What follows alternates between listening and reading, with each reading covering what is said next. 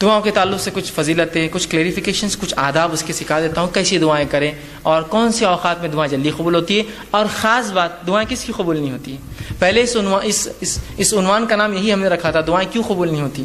پھر پہلے میں نے کہا بہت چھوٹا عنوان ہو جائے گا، ذرا وسعت لاتے ہیں، دعا مومن کا ہتھیار۔ تو انشاءاللہ یہ عنوان آئے گا۔ بہت سے لوگ دعا قبول نہیں ہوتی، کہاں سے ہوں گی دعائیں کی شرائط میں تو اترو، پہلے کنڈیشن تو لاگو کرو، ٹھیک ہے۔ تو آئیے دعا کی فضیلت کیا ہے، میں نے کچھ تو باتیں رکھی اور رکھ دیتا ہوں۔ دعا آپ صلی اللہ علیہ وسلم فرمایا عبادت ہے، جامع ترمذی کی روایت۔ اسی طرح اللہ سے دعا مانگنے والا جو ہے بڑی عظمت والا عمل ہے، اللہ سے دعا مانگنا عظمت والا عمل ہے۔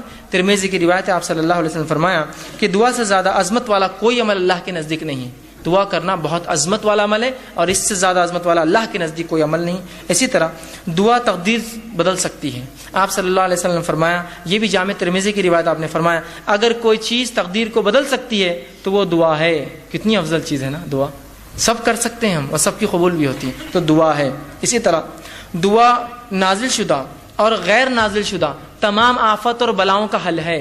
آپ صلی اللہ علیہ وسلم فرماتے ہیں، یہ جامع ترمذی کی روایت، آپ نے فرمایا اور کہا جو ہے دعا نازل شدہ آفات اور جو ابھی نازل نہیں ہوئی سب کے لیے نفع بخش ہے، لہٰذا اے اللہ کے بندو دعا ضرور کرو۔ مطلب جو بلائیں تم پر نہیں آئی اور جو بلائیں آئی ہوئی ہیں دونوں کو ٹالنے کا حل راستہ کیا ہے، دعا کرو۔ یہ نہیں کہا کہ اے امت مسلمہ کے ولیوں تم دعا کرو، سب سے کہا نا۔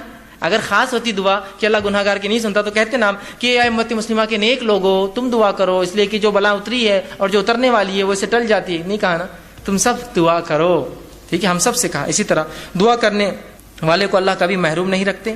دعا کے لیے ہاتھ اٹھانا یہ مسنون ہے، سنت طریقہ یاد رکھیے، آپ ہاتھ اٹھانا چاہیے دعا کے لیے، لیکن ہاتھ بہت لمبے لمبے نہیں پھیلانا، سوائے اس کے کہ آپ صلی اللہ علیہ وسلم عموماً جب ہاتھ اٹھاتے تو ہاتھ نزدیک ہوتے، ملے ہوئے ہوتے، حدیث میں آتا ہے ہاتھ ملے ہوئے ہوتے، ٹھیک ہے۔ اور جب آپ بہت شدت ہوتی تو ہاتھ کو دور نہیں کرتے، وہاں پر شدت کی دعا تو ہاتھ کھولتے جاتا ہو نہیں، جب آپ شدت سے دعا کرتے تو ہاتھ اوپر کی طرف جاتے۔ جتنی شدت ہوتی دعا ہوتی کہ بدر میں آپ نے ہاتھ اتنے اوپر کیے تھے کہ آپ کے بغل نظر آ رہے تھے، اور بارش نماز استسقاء میں آپ اتنے اوپر ہاتھ کرتے اور الٹے کرتے کہ آپ کا بغل نظر آتا۔ تو دعا کی شدت جتنی زیادہ ہوں گی آپ ہاتھ اتنے اوپر اٹھائیں گے اللہ کی طرف، اوپر کی طرف۔ یہ عاجزی کی علامت ہے، اور ظاہر سی بات ہے بندہ ہاتھ اٹھا رہا ہے مطلب کچھ مانگ رہا ہے، ایک بھکاری کی حیثیت سے کھڑا ہے، ٹھیک ہے، عاجزی کی علامت ہے۔ میں یہ بھی نہیں کہوں گا کہ ہاتھ کھلے رکھنے دعا نیچے گر جاتی، ایسا نہیں ہے، یہ سب اللہ کا غائب کا معاملہ ہے، لیکن ہاتھ ملانا چاہیے، اور ہاتھوں کو آپ اس کی شدت کے اعتبار سے کیجئے، اور قبلے رخ ہونا بھی یہ سنت ہے، یاد رکھ، ٹھیک ہے۔ تو آپ صلی اللہ علیہ وسلم فرمایا دعا کے لیے ہاتھ اٹھانا مسنون ہے، اور دعا جب کرتا ہے بندہ محروم۔ ابن ماجہ کی روایت آپ نے فرمایا اور کہا تمہارا رب بڑا حیا کرنے والا ہے اور بڑا سخی ہے، بہت دینے والا ہے، اس کو ایک تو شرم بہت آتی اور بہت سخی ہے، بہت دینے والا ہے، تو لہٰذا جب بندہ اس کے حضور میں ہاتھ اٹھاتا ہے تو اللہ کو شرم آتی ہے، میں کیسے نہیں دوں گا اس کو، ایک مطلب بہت حیا آتی ہے اس کو کہ کوئی اس کے در پر آئے مانگے اور وہ خالی ہاتھ چھوڑے۔ تو اللہ کے رسول نے کہا جب بندہ ہاتھ اٹھاتا ہے تو اللہ بڑا حیا دار ہے، بڑا سخی دینے والا ہے، تو اس کو شرم آتی ہے، حیا آتی ہے کہ اس بندے نے جس نے ہاتھ اٹھایا اس کو خالی کیسے جانے دے، تو کچھ نہ کچھ ضرور ڈالتا ہے آپ کی جھولی میں، یاد رکھیے، یا تو چیز کے بدلے چیز، دعا کے بدلے، اس کے بدلے آخرت میں ثواب، یا اس کے بدلے ایک مصیبت ٹالتا ہے، اس لیے کہ اس کو حیا آتی ہے آپ کو لوٹانے کے اندر، ٹھیک ہے۔ تو ہاتھ اٹھانا ہمارا سنت ہے، اور اللہ دعا۔ اسی طرح جو ہے دعا کے تعلق سے بات آتی ہے، اس کے کچھ آداب ہیں، ان آداب کا بھی لحاظ رکھیں۔ ان آداب کا ہم لحاظ نہیں رکھیں گے تو ہو سکتا ہے دعا جو آپ کہتے قبول نہیں ہو رہی ہے، ہم کو لگ رہا ہے اس کا ہو سکتا ہے۔ آئیے سنیے دعا مانگنے کے لیے جو ادب رکھنا، جامع ترمذی کی روایت ہے، ایک شخص آیا، 2 رکعت نماز پڑھی، نماز کے بعد اس نے دعا کی اے اللہ میری مغفرت کر، مجھ پر رحم کر، اور اس کے بعد چلا گیا۔ آپ نے کہا اس کی قبول نہیں ہوئی۔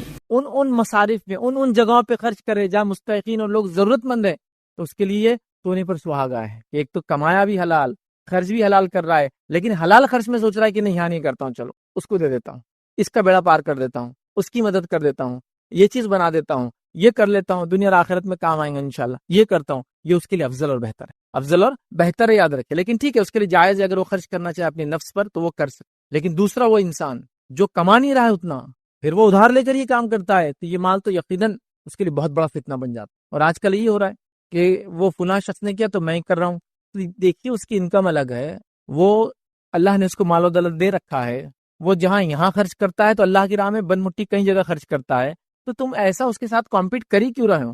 ابھی ایک نیا فلسفہ چلا ہے، فلسفی چلی، وہ کیا ہے کہ اللہ تعالیٰ نے اگر سب کو برابر بنا دیا ہوتا تو کتنا اچھا ہوتا تھا نا، تو یہ مسئلے ہی نہیں ہوتے تھے، غربت اور مالداری اور فلاں اور فلاں۔ تو آئیے میں چھوٹی سی بات آپ کو بتاتا ہوں کہ اللہ تعالیٰ اگر سب کو برابر بنا دیتا، کچھ لوگ کبھی کرتے نعوذ باللہ کوستے بھی تقدیر کو، کیا اللہ تعالیٰ نے ایسا کیا، تو اگر سب کو برابر بنا دیتا کیا دنیا میں حال ہوتا؟ اس کے لیے میں ایک چھوٹی سی مثال دوں گا. بہت پہلے جب میں چھوٹا تھا تو ایک کارٹون میں نے دیکھا تھا. اس کارٹون کی مثال دیتا ہوں. اس میں ایک اچھا واقعہ بتایا تھا. اس میں ایک جن رہتا, کارٹون ہے میرا, جن رہتا اور جن کے ساتھ اس کا ایک دوست رہتا طوطا.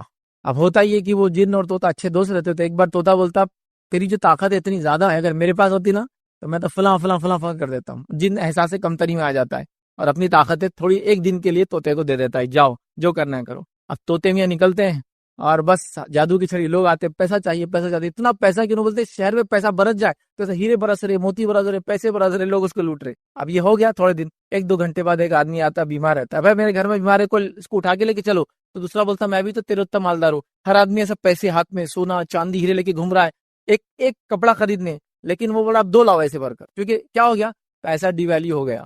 پیسے کے عام ہونے سے اس کی ویلیو ختم ہو جاتی, معلوم, اس کا ٹیسٹ ختم ہو جاتا ہے. اس سے دنیا چل ہی نہیں سکتی ہے. یہ سسٹم دنیا کا چلیں گا نہیں جب تک مالدار اور غریبی والا سسٹم نہیں چلے گا. یہ اللہ نے اپنے حکمت سے بنایا ہے. غریب کو غریب اس کے گناہوں کی وجہ سے نہیں بنایا, اور مالدار کو مالدار اس کے نیکی کی وجہ سے نہیں بنایا. دونوں کو ایک دوسرے کے ٹیسٹ بنایا. مالدار سے غریبوں کو ٹیسٹ کر رہا ہے, غریبوں سے مالدار کو ٹیسٹ کر رہا ہے. یہ اس کے ٹیسٹنگ ہے. یہ سب مالدار ہو گئے تو پھر اس کے بعد پورے شہر کے لوگ جمع ہوتے اور طوطے کو اتنا مارتے اور اس کو بولتے واپس جس کے پاس صلاحیت تھی جن کی اس کو دے دو, اور جن پھر اس کو واپس کی صلاحیت مل جاتی ہے. تو گویا ایسا ہو ہی نہیں سکتا ہے دنیا میں. تو اب اصل چیز تو یاد رکھیے, خرچ. ریکویسٹ کروں گا خرچ کو صحیح جگہ. اللہ نے دیا بھی ہے تو احتیاط کر کے اپنے لمٹ میں رہ کر آس پاس کے حالات کو دیکھتے ہوئے زیادہ سے زیادہ اس پہ خرچ کرے. لیکن جائز ہے, میں سے انکار نہیں کروں کہ آپ مالدار ہیں تو آپ کے لیے خرچ کرنا جائز, لیکن فضول خرچی سے بچنا بے حد ضروری. اب فضول خرچی کی بات ہے تو یہاں یہ بات ہی بتا دو, فضول خرچی کا پیمانہ سب کے لیے برابر نہیں ہوتا. اگر آپ پوچھیں گے فیض بھائی 100 روپے خرچ کرنا فضول خرچی ہے کہ ہوٹل میں جا کے, تو کسی کے لیے ہاں بھی ہو سکتا ہے اور کسی کے لیے میں نہ بھی جواب دے سکتا, کیونکہ فضول خرچی کا پیمانہ اس کے انکم پر اور اس کی حیثیت پر ڈیپینڈ ہے. جیسے مثال کے طور پر ایک مالدار انسان 5 اسٹار ہوٹل میں جائے 10,000 کا کھانا کھائے, کبھی کبھار اس کے لیے فضول خرچی نہیں ہو سکتا, سمپل نہیں ہو سکتا. لیکن وہیں میں پوری زندگی لگا دوں, اس کی ٹوپی اس کے سر پہ ڈالوں اور فلاں کروں اور پھر جا کے وہاں کھاؤں, یہ فضول خرچی میں آ گیا. تو آپ کہاں اس نے بھی 10,000 خرچ کیا, میں نے بھی 10,000 خرچ کیا, میرے 10,000 خرچ کرنے کو فضول خرچی میں کاؤنٹ کر رہے ہیں آپ. اس کے 10,000 کو جائز بول رہے, اللہ نے اس کو جو مال و دولت دی تھی وہ اس کے اعتبار سے خرچ کر رہا ہے. جیسا صحابہ میں ایسے صحابہ بھی تھے جن کی محلات تھے, ایسے صحابہ بھی تھے جن کی جھوپڑیاں بھی تھی, نہ انہوں نے ان کو تانا مارا نہ انہوں نے ان کو کچھ بولا, دونوں خوشی خوشی رہ رہے تھے. سمجھ رہے ہیں بات کو؟ تو لہٰذا جس کے پاس جو انکم ہے اس کی ویسی ایکسپینس رہیں گا, وہ مسئلہ نہیں ہے. فضول خرچی یاد رکھیے اس کا پیمانہ ہر کسی سے بدلیں گا.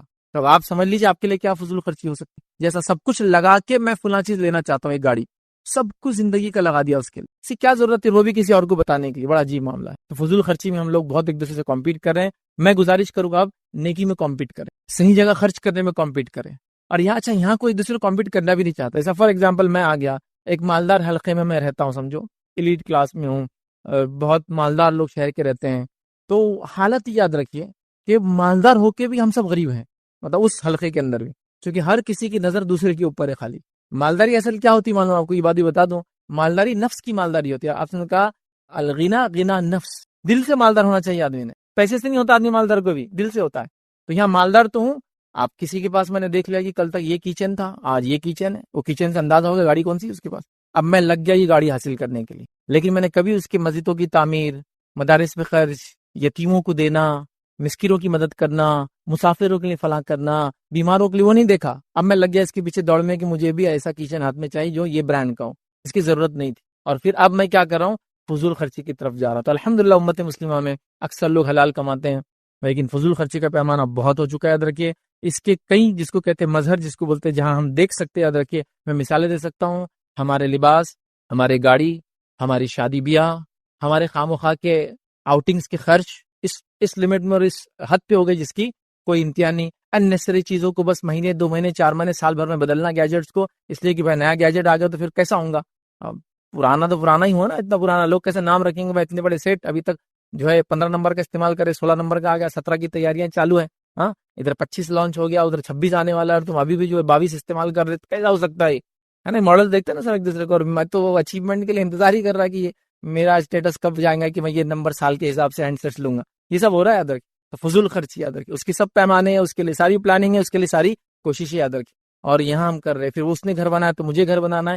فضول خرچی سے بچیے, یاد رکھیے بڑی اہم چیزیں یاد رکھیے. اللہ تعالیٰ نے کہا کھاؤ پیو اور اسراف مت کرو. اسی طرح یاد رکھیے دوسری جگہ جو ہے اللہ رب العزت قرآن فرماتا کہتا ہے, اور رشتہ داروں اور مسکینوں اور مسافروں کو ان کا حق دو, اور مال کو بیجا خرچ نہ کرو، بے شک بیجا خرچ کرنے والے شیطان کے بھائی ہے، اور اللہ رب العزت فرماتا ہے اور شیطان اپنے رب کا ناشکرا ہے، تو لہٰذا بیجا خرچ کرنے سے ہم کو منع کیا گیا۔ اسی طرح اللہ کے رسول صلی اللہ علیہ وسلم فرماتے ہیں، کہتے ہیں ایک شخص رسول اکرم صلی اللہ علیہ وسلم کی خدمت میں حاضر ہوا اور اس نے عرض کیا کہ میں فقیر ہوں، میرے واسطے کچھ بھی مال وغیرہ موجود نہیں ہے، اور ایک یتیم بچے کی جو ہے میرے اوپر کفالت ہے۔ تو آپ صلی اللہ علیہ وسلم فرمایا کہ پھر کفالت ہے، اس کے پاس اگر یتیم کچھ پیسہ ہے تو اتنا لے لے جتنے کی تجھے ضرورت ہے، یاد رکھیے، اور اس سے زیادہ نہ لینا، ٹھیک ہے، کیونکہ وہ فضول خرچی میں آ جائیں گا۔ مطلب جو حد ہے اتنی تم لے لو، اس سے زیادہ نہیں لینا ورنہ وہ فضول خرچی میں آئیں گے، یاد رکھیے۔ آئیے آگے بڑھتے ہیں۔ تو فضول خرچی سے ہم نے دیکھا یہ بھی ایک وجہ مال فتنہ بن جاتا ہے۔ چوتھی چیز یاد رکھیے، مال خرچ نہ کرنا اور کنجوسی کرنا، یہ بھی مال کا فتنہ ہے۔ آپ کے پاس مال و دولت ہے، ایک ہے فضول خرچ، اسپینڈ تھرفٹ، وہ برباد کر رہا ہے، مال جلا رہا ہے، یا دوسرا ہے خرچ ہی نہیں کر رہا ہے۔ اور بخیلی کے اندر خاص طور سے زکوٰۃ کا نہ دینا، اور بخیلی کے اندر خاص طور سے اللہ نے جن کے حق رکھے وہ نہیں رکھنا، یہ بخیلی ہے۔ ایک انسان اگر اپنے مال کی زکوٰۃ نکالتا ہے اور اللہ نے جن کے حق رکھا ہے دیتا ہے تو اس کو آپ کنجوس نہیں بول سکتے۔ پھر وہ کفایت شعر ہے۔ اس کے بعد کفایت شعری اور کنجوسی میں بہت تھوڑا سا ڈفرنس رہ جاتا ہے، بہت تھوڑی سی لائن ہے۔ ایک آدمی زکوٰۃ دیتا ہے اپنے مال کی، ایک آدمی جو جن کا حق ہے وہ سب دیتا ہے، اس کے بعد وہ ایک پھوٹی کوڑی کہیں خرچ کرتا ہے، مطلب بیوی بچوں کا حق کھلا رہا ہے، پلا رہا ہے، اچھا رکھ رہا ہے، اللہ نے جو حق رکھا زکوٰۃ دے رہا ہے، ضرورت پڑی امت کو جب پال خرچ کر رہا ہے، لیکن سادہ سیدھا لباس ہے، سادہ سیدھا آج بھی گھر ہے اس کا، کوئی مطلب ایسا گھر نہیں کہ لوگ کہے کہ یہ وہ مالدار شخص ہے، سادی سیدھی گاڑیوں میں رہ رہا ہے، تو آپ اس کو کنجوس نہیں بول سکتے۔ بہت سے لوگ بولتے ہیں ارے اتنا مال ہے، اس نے جلائیں گا بھی نہ پورا تو 7 پیڑھیوں تک چلیں گا، لیکن دیکھو گاڑی نہیں، میرے پاس رہتا نا تو میں بتاتا پھر کائے میں گھومتا اور کیا کرتا۔ تو یہ کنجوس نہیں ہے، یہ آدمی کنجوس نہیں۔ کنجوس کون ہے؟ جو اللہ کا حق بھی نہ دے۔ کنجوس کون ہے؟ جو اللہ نے جن کا حق رکھا ہے ان کو نہ دے، ماں باپ پہ خرچ نہیں کر رہا ہے، زکوٰۃ نہیں دے رہا ہے، بیوی بچوں پہ خرچ نہیں کر رہا، ترس رہے لوگ جن کو ضرورت ہے ان کو بھی نہیں دیتا ہے، یہ ہوئی کنجوسی۔ ورنہ ہمارے پاس کیا ہوتا ہے، ایک آدمی کے پاس 10 چیزیں 11 نہیں لیا، رہے کیا کنجوس ہے، تو ٹھیک ہے وہ احتیاط کر رہا ہے، کفایت شعری کر رہا ہے، اسے مسئلہ نہیں آتا ہے، ٹھیک ہے۔ تو مال نہ خرچ کرنا اور کنجوسی کرنا یاد رکھیے۔ آئیے اللہ رب العزت قرآن میں کیا فرماتا ہے، سورہ آل عمران سورہ نمبر 3 آیت نمبر 180 میں اللہ فرماتا اور کہتا ہے، جنہیں اللہ تعالیٰ نے اپنے فضل سے کچھ عطا کیا ہے اس میں وہ اپنی کنجوسی کو اپنے لیے بہتر نہ سمجھے۔ اللہ تعالیٰ نے اپنے فضل میں سے، مال و دولت میں سے جب لوگوں کو دے رکھا ہے تو اللہ تعالیٰ فرما رہا ہے عطا کیا ہے، وہ اپنی کنجوسی کو اپنے لیے بہتر نہ سمجھے، مطلب کنجوسی کرنے کو اپنے لیے بہتر نہ سمجھے، بلکہ وہ ان کے لیے بدترین ہے، وہ ان کے لیے بری چیزیں یاد رکھیں۔ ان قریب روز قیامت یہ اپنے کنجوسی کی وجہ سے توق ڈالے جائیں گے، مطلب اس کنجوسی کی وجہ سے جو مال انہوں نے بچایا ہے اس کا توق ان کے گلے میں ڈالا جائے گا۔ آسمان اور زمین کی وراثت اللہ کی ہے، اور جو کچھ تم کر رہے ہو اللہ تعالیٰ اس سے باخبر ہے۔ تو اللہ تعالیٰ فرما رہا ہے کہ کنجوسی نہ کرے، ورنہ اگر وہ کنجوسی کریں گے، جن کا حق ہے نہیں دیں گے، اللہ تعالیٰ اس مال کو گلے میں لٹکائیں گا۔ قرآن کی آیتوں میں یہ کہ جو سونا اور چاندی جمع کرتے ہیں اور اس کو اللہ کے راہ میں خرچ نہیں کرتے، جہاں خرچ کرنا زکوٰۃ نہیں دیتے، یہ سونے چاندی پگھلا کر ان کی پیشانیوں پر، ان کے پہلوؤں پر اور ان کے سائڈ سے، مطلب اس کو نیچے پیچھے ہر طرف ان کو سونے اور چاندی ڈالی جائیں گی۔ خاص طور سے وہ لوگ جو زکوٰۃ نہیں دیتے ہیں، تو یہ سونے چاندی کے تعلق سے زیادہ کہ جو مال و دولت کی زکوٰۃ نہیں دیتے اور کنجوسی کرتے ہیں، ان کا تو بہت بدترین حال ہے۔ اور مال کی زکوٰۃ نہ دینا کنجوسی کی وجہ سے، کسی بھی اور وجہ سے، یاد رکھیے مال کی محبت کی وجہ سے، یہ تو اتنے بڑے فتنے کا باعث ہے کہ باقی سارے لوگوں کو عذاب حساب و کتاب کی بات ہونے والا ہے۔ لیکن جو زکوٰۃ نہیں دیتا تھا اس کا حال یہ ہوگا جب حساب اور کتاب چلیں گا تو وہ 50,000 ایئرز تک اس کو عذاب دیا کنٹینیوس جاتا رہے گا، اور پھر اس کا حساب الگ ہونے والا ہے۔ مطلب میں نے نماز نہیں پڑھی تھی، حساب و کتاب ہو رہا ہے، سزا مل رہی ہے۔ زکوٰۃ نہیں دی تھی تو حساب و کتاب لوگوں کا چالو ہے، جب تک لوگوں کا حساب کتاب چالو ہے تب تک بھی سزا مل رہی ہے۔ آنکھ تپایا جا رہا ہے، سونے اور چاندی کو پگھلا کر چہروں پر اور جسم پہ ڈالا جا رہا ہے۔ وہ جانور جن کی زکوٰۃ نہیں دی گئی، انسان کو لٹا دیا جائے گا، جانور موٹے تازے ہو جائیں گے اور اس پر اتنے 50,000 سال تک دوڑتے رہیں گے، اس کے اوپر سے دوڑیں گے۔ اور جانور کا آپ اگر بکری کا کھر بھی آپ کے پیر پہ لگ جائے نا کبھی، اتنی عجیب تکلیف ہوتی ہے، حالانکہ اس کا وزن زیادہ نہیں ہوتا، لیکن چونکہ وہ ماس بڑھ جاتا ہے، اس کا ویٹ پورا اتنے کھروں پہ رہتا ہے، تو وہ اس سے رونتے ہوئے جائیں گے۔ تو زکوٰۃ نہ دینے والا مال کی کنجوسی کی وجہ سے، یا جس کو ہم کہیں گے اس کا حق ادا نہ کرنے کی وجہ سے، اس کا تو حال یہ ہے کہ ابھی دوسروں کو تو سزا حساب و کتاب کی بات ملیں گی، حساب و کتاب چل رہا ہے تو اس کو سزا ملنا چالو ہو جائیں گی۔ اسی طرح مال کے تعلق سے جس کی زکوٰۃ نہیں دی جاتی ہے، یاد رکھیے جو فتنہ بنے گا، اللہ کے رسول صلی اللہ علیہ وسلم فرماتے ہیں یہ جو مال ہے اس کے لیے ایک سانپ بن کر آئیں گا، اور یہ گنجا سانپ ہوگا، مطلب سانپ کے زہر کی وجہ سے اس کے سر پہ کچھ روئیں ہوتے ہیں لیکن وہ بھی جھڑ جاتے ہیں، اس کے پوائزن کی وجہ سے اس کے سیلف باڈی کو بھی ڈسٹرکشن ہوتا ہے، اور وہ اس کے گلے میں ہوں گا اور وہ اس کو ہونٹوں پر ڈسیں گا اور کہے گا انا کنزک انا مالک، میں تیرا خزانہ ہوں، میں تیرا مال ہوں، اور ڈستا رہیں گا ادھر۔ تو یہ عذابات یہیں سے شروع ہو جا رہے ہیں، آخرت میں حساب و کتاب سے پہلے بھی عذاب مل رہا ہے، تو مال کے معاملے میں کنجوسی نہیں کرنا چاہیے، خاص طور سے اللہ نے جن کا حق رکھا ہے. ایسے میں کئی لوگوں کو جانتا ہوں کنجوسی اتنی نفس پہ آ جاتی ہے اسی کوئی انتہا نہیں. اور ایک عجیب و غریب کنجوسی رہتی ہے مالدار لوگوں کی. کبھی کبھار میں نے دیکھا اے سی لگا ہوا لیکن چالو نہیں کر سکتے، گاڑی ہے لیکن چلا نہیں سکتے، فون ہے لیکن مس کال دینا چاہیے. دیکھا آپ نے ایسے لوگوں کو. تو یہ تو ایک عجیب نیکسٹ لیول کی کنجوسی ہے کہ اللہ نے سب کچھ دے رکھا لیکن اپنے نفس پہ چھوڑ کے سب پہ خرچ کرنا ہے. پھر پتا چلا جناب ایسی کنجوسی کر کے چنے کھا کے زندگی گزار کر چلے گئے، بچوں نے ان کے مرتے 2 سال میں پوری وراثت کو ٹائٹا فش کر دیا. تو کیا فائدہ ہوا اتنا کما کے؟ اپنے لیے استعمال کرتا مال، اپنے لیے فائدہ اٹھا لیتا، کنجوسی نہ کر کے جہاں جہاں خرچ کرنا دے دیتا، دے کے اپنے لیے تیاری کر لیتا، آخرت کی تیاری. دیکھیے مال کے ذریعے آخرت کی بہت آسانی سے انسان تیاری کر سکتا ہے، جو غریب کے لیے وہ کام کرنا مشکل. لیکن وہی مال جب ملتا ہے آدمی خرچ نہیں کرتا ہے تو فتنہ ہی بن جاتا ہے، اتنی بڑا عذاب بھی ہو جاتا ہے. تو یہ بڑی اہم بات ہے. تو لہٰذا نفس کی کنجوسی سے ہم نے بچنا چاہیے، اور اللہ نے جو مال دیا اس کو صحیح جگہ خرچ کرنا چاہیے. فضول خرچ بھی ہونا چاہیے، صحیح جگہ ہونا چاہیے. سب سے پہلے اللہ کی راہ میں جس میں زکوٰۃ آ گئی جو فرض ہے، اس کے علاوہ صدقات اور خیرات. اس کے ساتھ ساتھ سب سے پہلے اگر انسانوں میں حق ہے تو والدین پر، اس کے بعد بیوی اور بچوں پر، اور اس کے بعد کے رشتہ دار، اور اس کے بعد کے رشتہ دار جن جن کا حق یاد رکھیے سب کا دینا چاہیے. آئیے 5ویں جگہ یاد رکھیے جہاں مال کتنا بن جاتا ہے ہمارے لیے یاد رکھیے، وہ ہے کثرت مال کی وجہ سے تکبر آ جانا. کثرت مال کی وجہ سے لوگوں کو حقیر سمجھنے لگ جانا. دیکھیں کسی کے پاس مال ہے وہ استعمال کرے کوئی برائی نہیں ہے، لیکن وہ استعمال کرے اور دوسروں کو نیچا سمجھے وہ بہت بڑا مسئلہ. تکبر آ جانا یاد رکھیے. اور اکثر ہم دیکھتے ہیں مال انسانوں میں تکبر لاتا ہے، جس کی ایک جیتی جاگتی مثال قرآن میں موجود تھی. وہ کون سی ہے؟ قارون کی مثال. قارون کو اللہ نے بہت مال و دولت دے رکھی تھی. مطلب قارون شاید ان لوگوں میں سے تھا جو کنگز کو فائنینس کرتے، بادشاہوں کو فائنینس کرتے ہیں. ہوتے ہیں نا کنگ میکر رہتے ایسے لوگ، دکھتے نہیں کچھ نہیں لیکن اتنا مال و دولت کی ملکوں کی حکومتوں کو ہلا دیتے، فلاں کر دیتے. تو شاید کنگ میکر تھا قارون. بہت خزانہ، اتنا مال و دولت کہ اس کے خزانے کی جو ہے جو کیز سے چابیاں تھے ایک جماعت اٹھایا کرتی تھی. مطلب کچھ لوگ لگتے تھے اٹھانے کے لیے. اب ایسا بھی نہیں کہ لاک اس زمان میں 1 ٹن کا رہتا تو چابی 500 کلو کی، ویسا نہیں تھا. سمپل لاک اینڈ کیز جیسے آج ہوتے ہیں، تھوڑے بہت اور بڑے اور وزنی ہوتے تھے، لیکن ایک جماعت اس کی چابیوں کو اٹھاتی تھی. کتنا رچ ہوں گا، سپر رچ. اور جب نکلتا تھا وہ تو پورا شہر نکل کے اس کو دیکھتا تھا. مطلب جب وہ گھر سے نکلتا تھا تو ایک جلوس ہی نکلتا تھا اس کے ساتھ، کیونکہ بڑے مالدار لوگوں کے ایک اپنے نخرے اور ٹھاٹ ہوتے ہیں. تو پورا جلوس نکلتا تھا کہ لوگ متاثر ہو رہے تھے اس سے، اثر لے رہے نوجوان اور بچے دیکھ کر کے جو قارون نکل رہا کہ ایسا ہونا چاہیے زندگی تو یہ ہے. لیکن جب موسیٰ علیہ السلام کو اللہ نے کہا جاؤ مال کا حق لو قارون سے، اور جو ہے قارون سے. جب موسیٰ علیہ السلام کو کہا احسن کما احسن اللہ الیک، احسان کر ویسا لوگوں پر جیسا اللہ نے تجھ پر احسان کیا ہے. مطلب جو مال تجھے دیا دوسروں پہ خرچ کر. تو کہا اللہ کا احسان، یہ تو میری عقل کی کمائی ہے، یہ میں نے محنت سے کمایا ہے. پھر اللہ رب العزت نے کیسا عذاب دیا اس کو، قیامت تک عبرت بنا دیا. اس کا مال، اس کے گھر اور جائیداد، اس کی شخصیت کے ساتھ اس کو اللہ نے زمین میں دھسا دیا، برباد اور جو اس کو ہلاک کر دیا. تو یہ مثال ہے ہمارے سامنے. تکبر تھا اس کو اپنے مال کا. تو آج مال کیا کر رہا ہے؟ تکبر لا رہا ہے. دیکھیے اب اچھی اچھی گاڑیاں استعمال کیجیے، کوئی بات نہیں. اچھی اچھی گھڑیاں استعمال کیجیے، کوئی بات نہیں. اچھے اچھے کھانے کھائیے، کپڑے پہنیے، کوئی مسئلہ نہیں. دوسروں کو حقیر مت سمجھیے، اپنے آپ کو ان سے افضل مت سمجھیے. پرابلم یہاں ہوتا ہے جب ہم کیا کریں دوسروں کو حقیر سمجھ رہے اس استعمال سے، یہ بڑا پرابلم ہے. اچھا وہ لوگ جن کو یہ چیز نہیں ملی ہے وہ کسی کے استعمال سے ان کو متکبر خود سے ڈکلیئر نہ کرے، یہ بھی بڑا مسئلہ رہتا. جس کے پاس مال نہیں ہے وہ سیلف بندہ کے نہیں متکبر ہے. اس نے کیسا تکبر؟ اس کی اتنی مہنگی گھڑی کیوں پہنا؟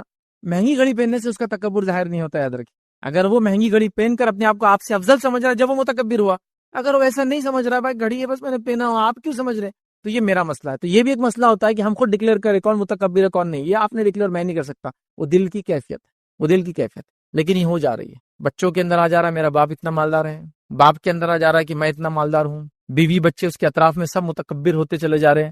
تکبر نہیں کرنا چاہیے، تکبر نہیں کرنا. کیوں نہیں کرنا ہے تکبر؟ خاص طور سے سنیے، متکبر لوگوں کو اللہ رب العزت جو ہے اللہ کے رسول فرماتے حدیث کے اندر جہنم میں ڈالیں گا. تو کیسے ڈالیں گا معلوم؟ جہنم متکبرین کو ان کو چونٹی بنا دیں گا. دنیا میں اکڑتے تھے نا تو اللہ چوٹیوں کے اتنے چھوٹے چھوٹے جسم دے دیں گا ان کو اور چوٹی بنا کے جہنم میں ڈالیں گا. چونکہ وہ تکبر کرتے، بڑا سمجھتے تھے. اور تکبر کیوں نہیں کرنا چاہیے؟ حدیث قدسی ہے، نبی اکرم صلی اللہ علیہ وسلم فرماتے اور کہتے ہیں تکبر اور عظمت یہ اللہ کی جو ہے یہ چادر ہے. اللہ فرماتا ہے حدیث قدسی ہے کہ تکبر اور عظمت بڑائی یہ اللہ کی چادر ہے. ٹھیک ہے. اور پھر اللہ تعالیٰ فرماتا ہے جو دونوں میں سے کوئی ایک بھی کام کریں گا میں اسے جہنم میں ڈالوں گا. تکبر اللہ کا حق ہے، اس نے اتنی بڑی کائنات بنائی، وہی ایک ذات ہے جو لائق ہے کہ وہ تکبر کرے، باقی کوئی نہیں کر سکتا. کچھ بھی نہیں کیا ہم نے. تو حالات یہ ہے کہ سڑک پہ چل رہے تھوڑا سا پتھر آ گیا منہ کے بل گرے، داتا بھی توڑ لیا، منہ بھی پھٹ گیا پورا. اتنی بھی حیثیت نہیں ہے کہ میں چل رہا تو زمین میں گڑا ہو جا رہا. اتنے بڑے سیٹ ہے کہ چلتے زمین گڑا ہو جاتا، بلڈنگ سائڈ دے دیتی ان کی گاڑی کو کہ ہٹ جاؤ انہوں آ رہے. کچھ بھی نہیں ہوتا، نتی کچھ چینج نہیں ہوتا آپ کے لیے. ہے نا, تو اس میں کچھ اسپیشل کچھ بھی نہیں رہا. ایک نعمت ہے جو زیادہ دی, مال کی دے دی, کسی کو جسم کی دے دی, کسی کو عقل اور علم کی دے دی, ہے نا, سب کو الگ الگ نعمتیں دی اللہ تعالیٰ نے. اس کو سمجھیے آپ, تکبر مت کی. تو تکبر, کبریائی, بڑائی, عظمت اللہ کی چادر ہے, یاد رکھیے یہ. اور جو بھی یہ کام کریں گے یاد رکھیے, چادر سمجھتے ہیں, ایک آدمی ہے وہ چادر اوڑھ کے جا رہا ہے, آپ سے چادر پکڑیں گے, کتنا برا رہا, رسپانس دیتا ہے آپ کو, جوابی کاروائی کریں گا, تو یہ اللہ کے لیے لائق ہے. اب اگر میں یہ کام کرتا ہوں تو میں اللہ کی حدود میں گھس رہا ہوں, نتیجہ کیا ہوگا, جو دونوں میں سے ایک بھی کام کریں گا وہ اللہ تعالیٰ فرماتا میں اس کو جہنم میں ڈالوں گا. تو لہٰذا تکبر نہیں ہونا چاہیے. مال ہے, عاجزی اختیار کیجیے. نعمت کو باقی رکھنے کا اصول کیا معلوم, عاجزی اختیار کیجیے اور ہمبل ہو جائیے, اور ہمبل ہو جائیے, اور ہمبل ہو جائیے. عبد الرحمن بن عوف رضی اللہ عنہ کا واقعہ اگر دیکھیں گے, ان کی کئی سیرت کے واقعات آتے ہیں, اس میں یہ ہے جب غلاموں کے ساتھ بیٹھتے تو آئیڈینٹیفائی کرنا ممکن نہیں تھا کہ عبد الرحمن کون ہے اور عبد الرحمن کا غلام کون ہے. اتنے سادہ رہتے, مطلب یہ نہیں کہ پھٹے کپڑے پہن کے غلاموں کے جیسے رہ رہے, بٹ غلام کھا رہا ہے تو بھی ساتھ کھا رہے اس کے. اب کون آئیڈینٹیفائی کریں گے کوئی غلام کے ساتھ کھانا کھا سکتا مالک, دیکھ رہے ہیں آپ, یہ عاجزی تھی ان کی. مالا دولت ایک نیکسٹ لیول پر, عاجزی ایک نیکسٹ لیول پر, ہمبل تھے وہ, تو اللہ نے باقی بھی رکھا ان چیزوں کو, وہ نام, ان کی جو کچھ انہوں نے خرچ کیا, جو کچھ اس سے انہوں نے فائدہ اٹھایا, جو کچھ دنیا کو دے گئے, اس کا اجر و ثواب بھی ان کو ملنے والا ہے. تو یہ بڑی اہم بات ہے, یاد رکھیے, تو اس کو ہم سمجھے. تو تکبر مت آنے دیجیے. اپنے بچوں کو کبھی ہوتا ہے حالات جیسے چل رہے ہیں, بچوں کو تکبر آیا تھا آپ کے مال کی وجہ سے, ان کو بیٹھ کر نصیحت کرنا. نصیحت کیا کرنا کہ بچوں یہ مال و دولت اللہ رب العزت کی نعمت ہے, آج دیا ہے کل لے بھی لیں گا. اور مال و دولت سے زیادہ بے وفا تو کوئی بھی نہیں ہے دنیا میں. بے وفا ہے, مرنے کے بعد تو وہ آتا ہی نہیں آپ کے ساتھ. مطلب سب سے پہلا ساتھی جو آپ کا ساتھ چھوڑتا ہے وہ مال و دولت ہی ہوتا ہے. مرتے ہی رشتے دار اس پہ لے لیتے, ہے نا. اتنا بے وفا ہوتا ہے کہ ہاتھ میں کچھ انگوٹھی بھی تو کھینچ کے نکالتے ہو, دفناتے وقت بولتے نہیں کس کے ساتھ دفنا دو. کھودتے بعد گڑھا اگر 10 روپے کا سکہ گر گیا تو بولتے ایک دم رک جاؤ, وہ سکہ نکالو, خبر بند کرے جیب میں سے, ایک منٹ نکالو. وہ نہیں جا سکتا ساتھ میں, کچھ نہیں جاتا ساتھ. اتنا بے وفا ساتھی, یاد رکھیں. اور اس کے لیے ہم لوگ سب کچھ کر رہے ہیں, یاد رکھیں. تو آپ تکبر کر رہے ہیں اس کے لیے, یہ بہت بے وفا ہے, یاد رکھیں. یہ آپ کی زندگی میں ہی آپ کا ساتھ چھوڑ کے چلے جاتا ہے کبھی کبھار.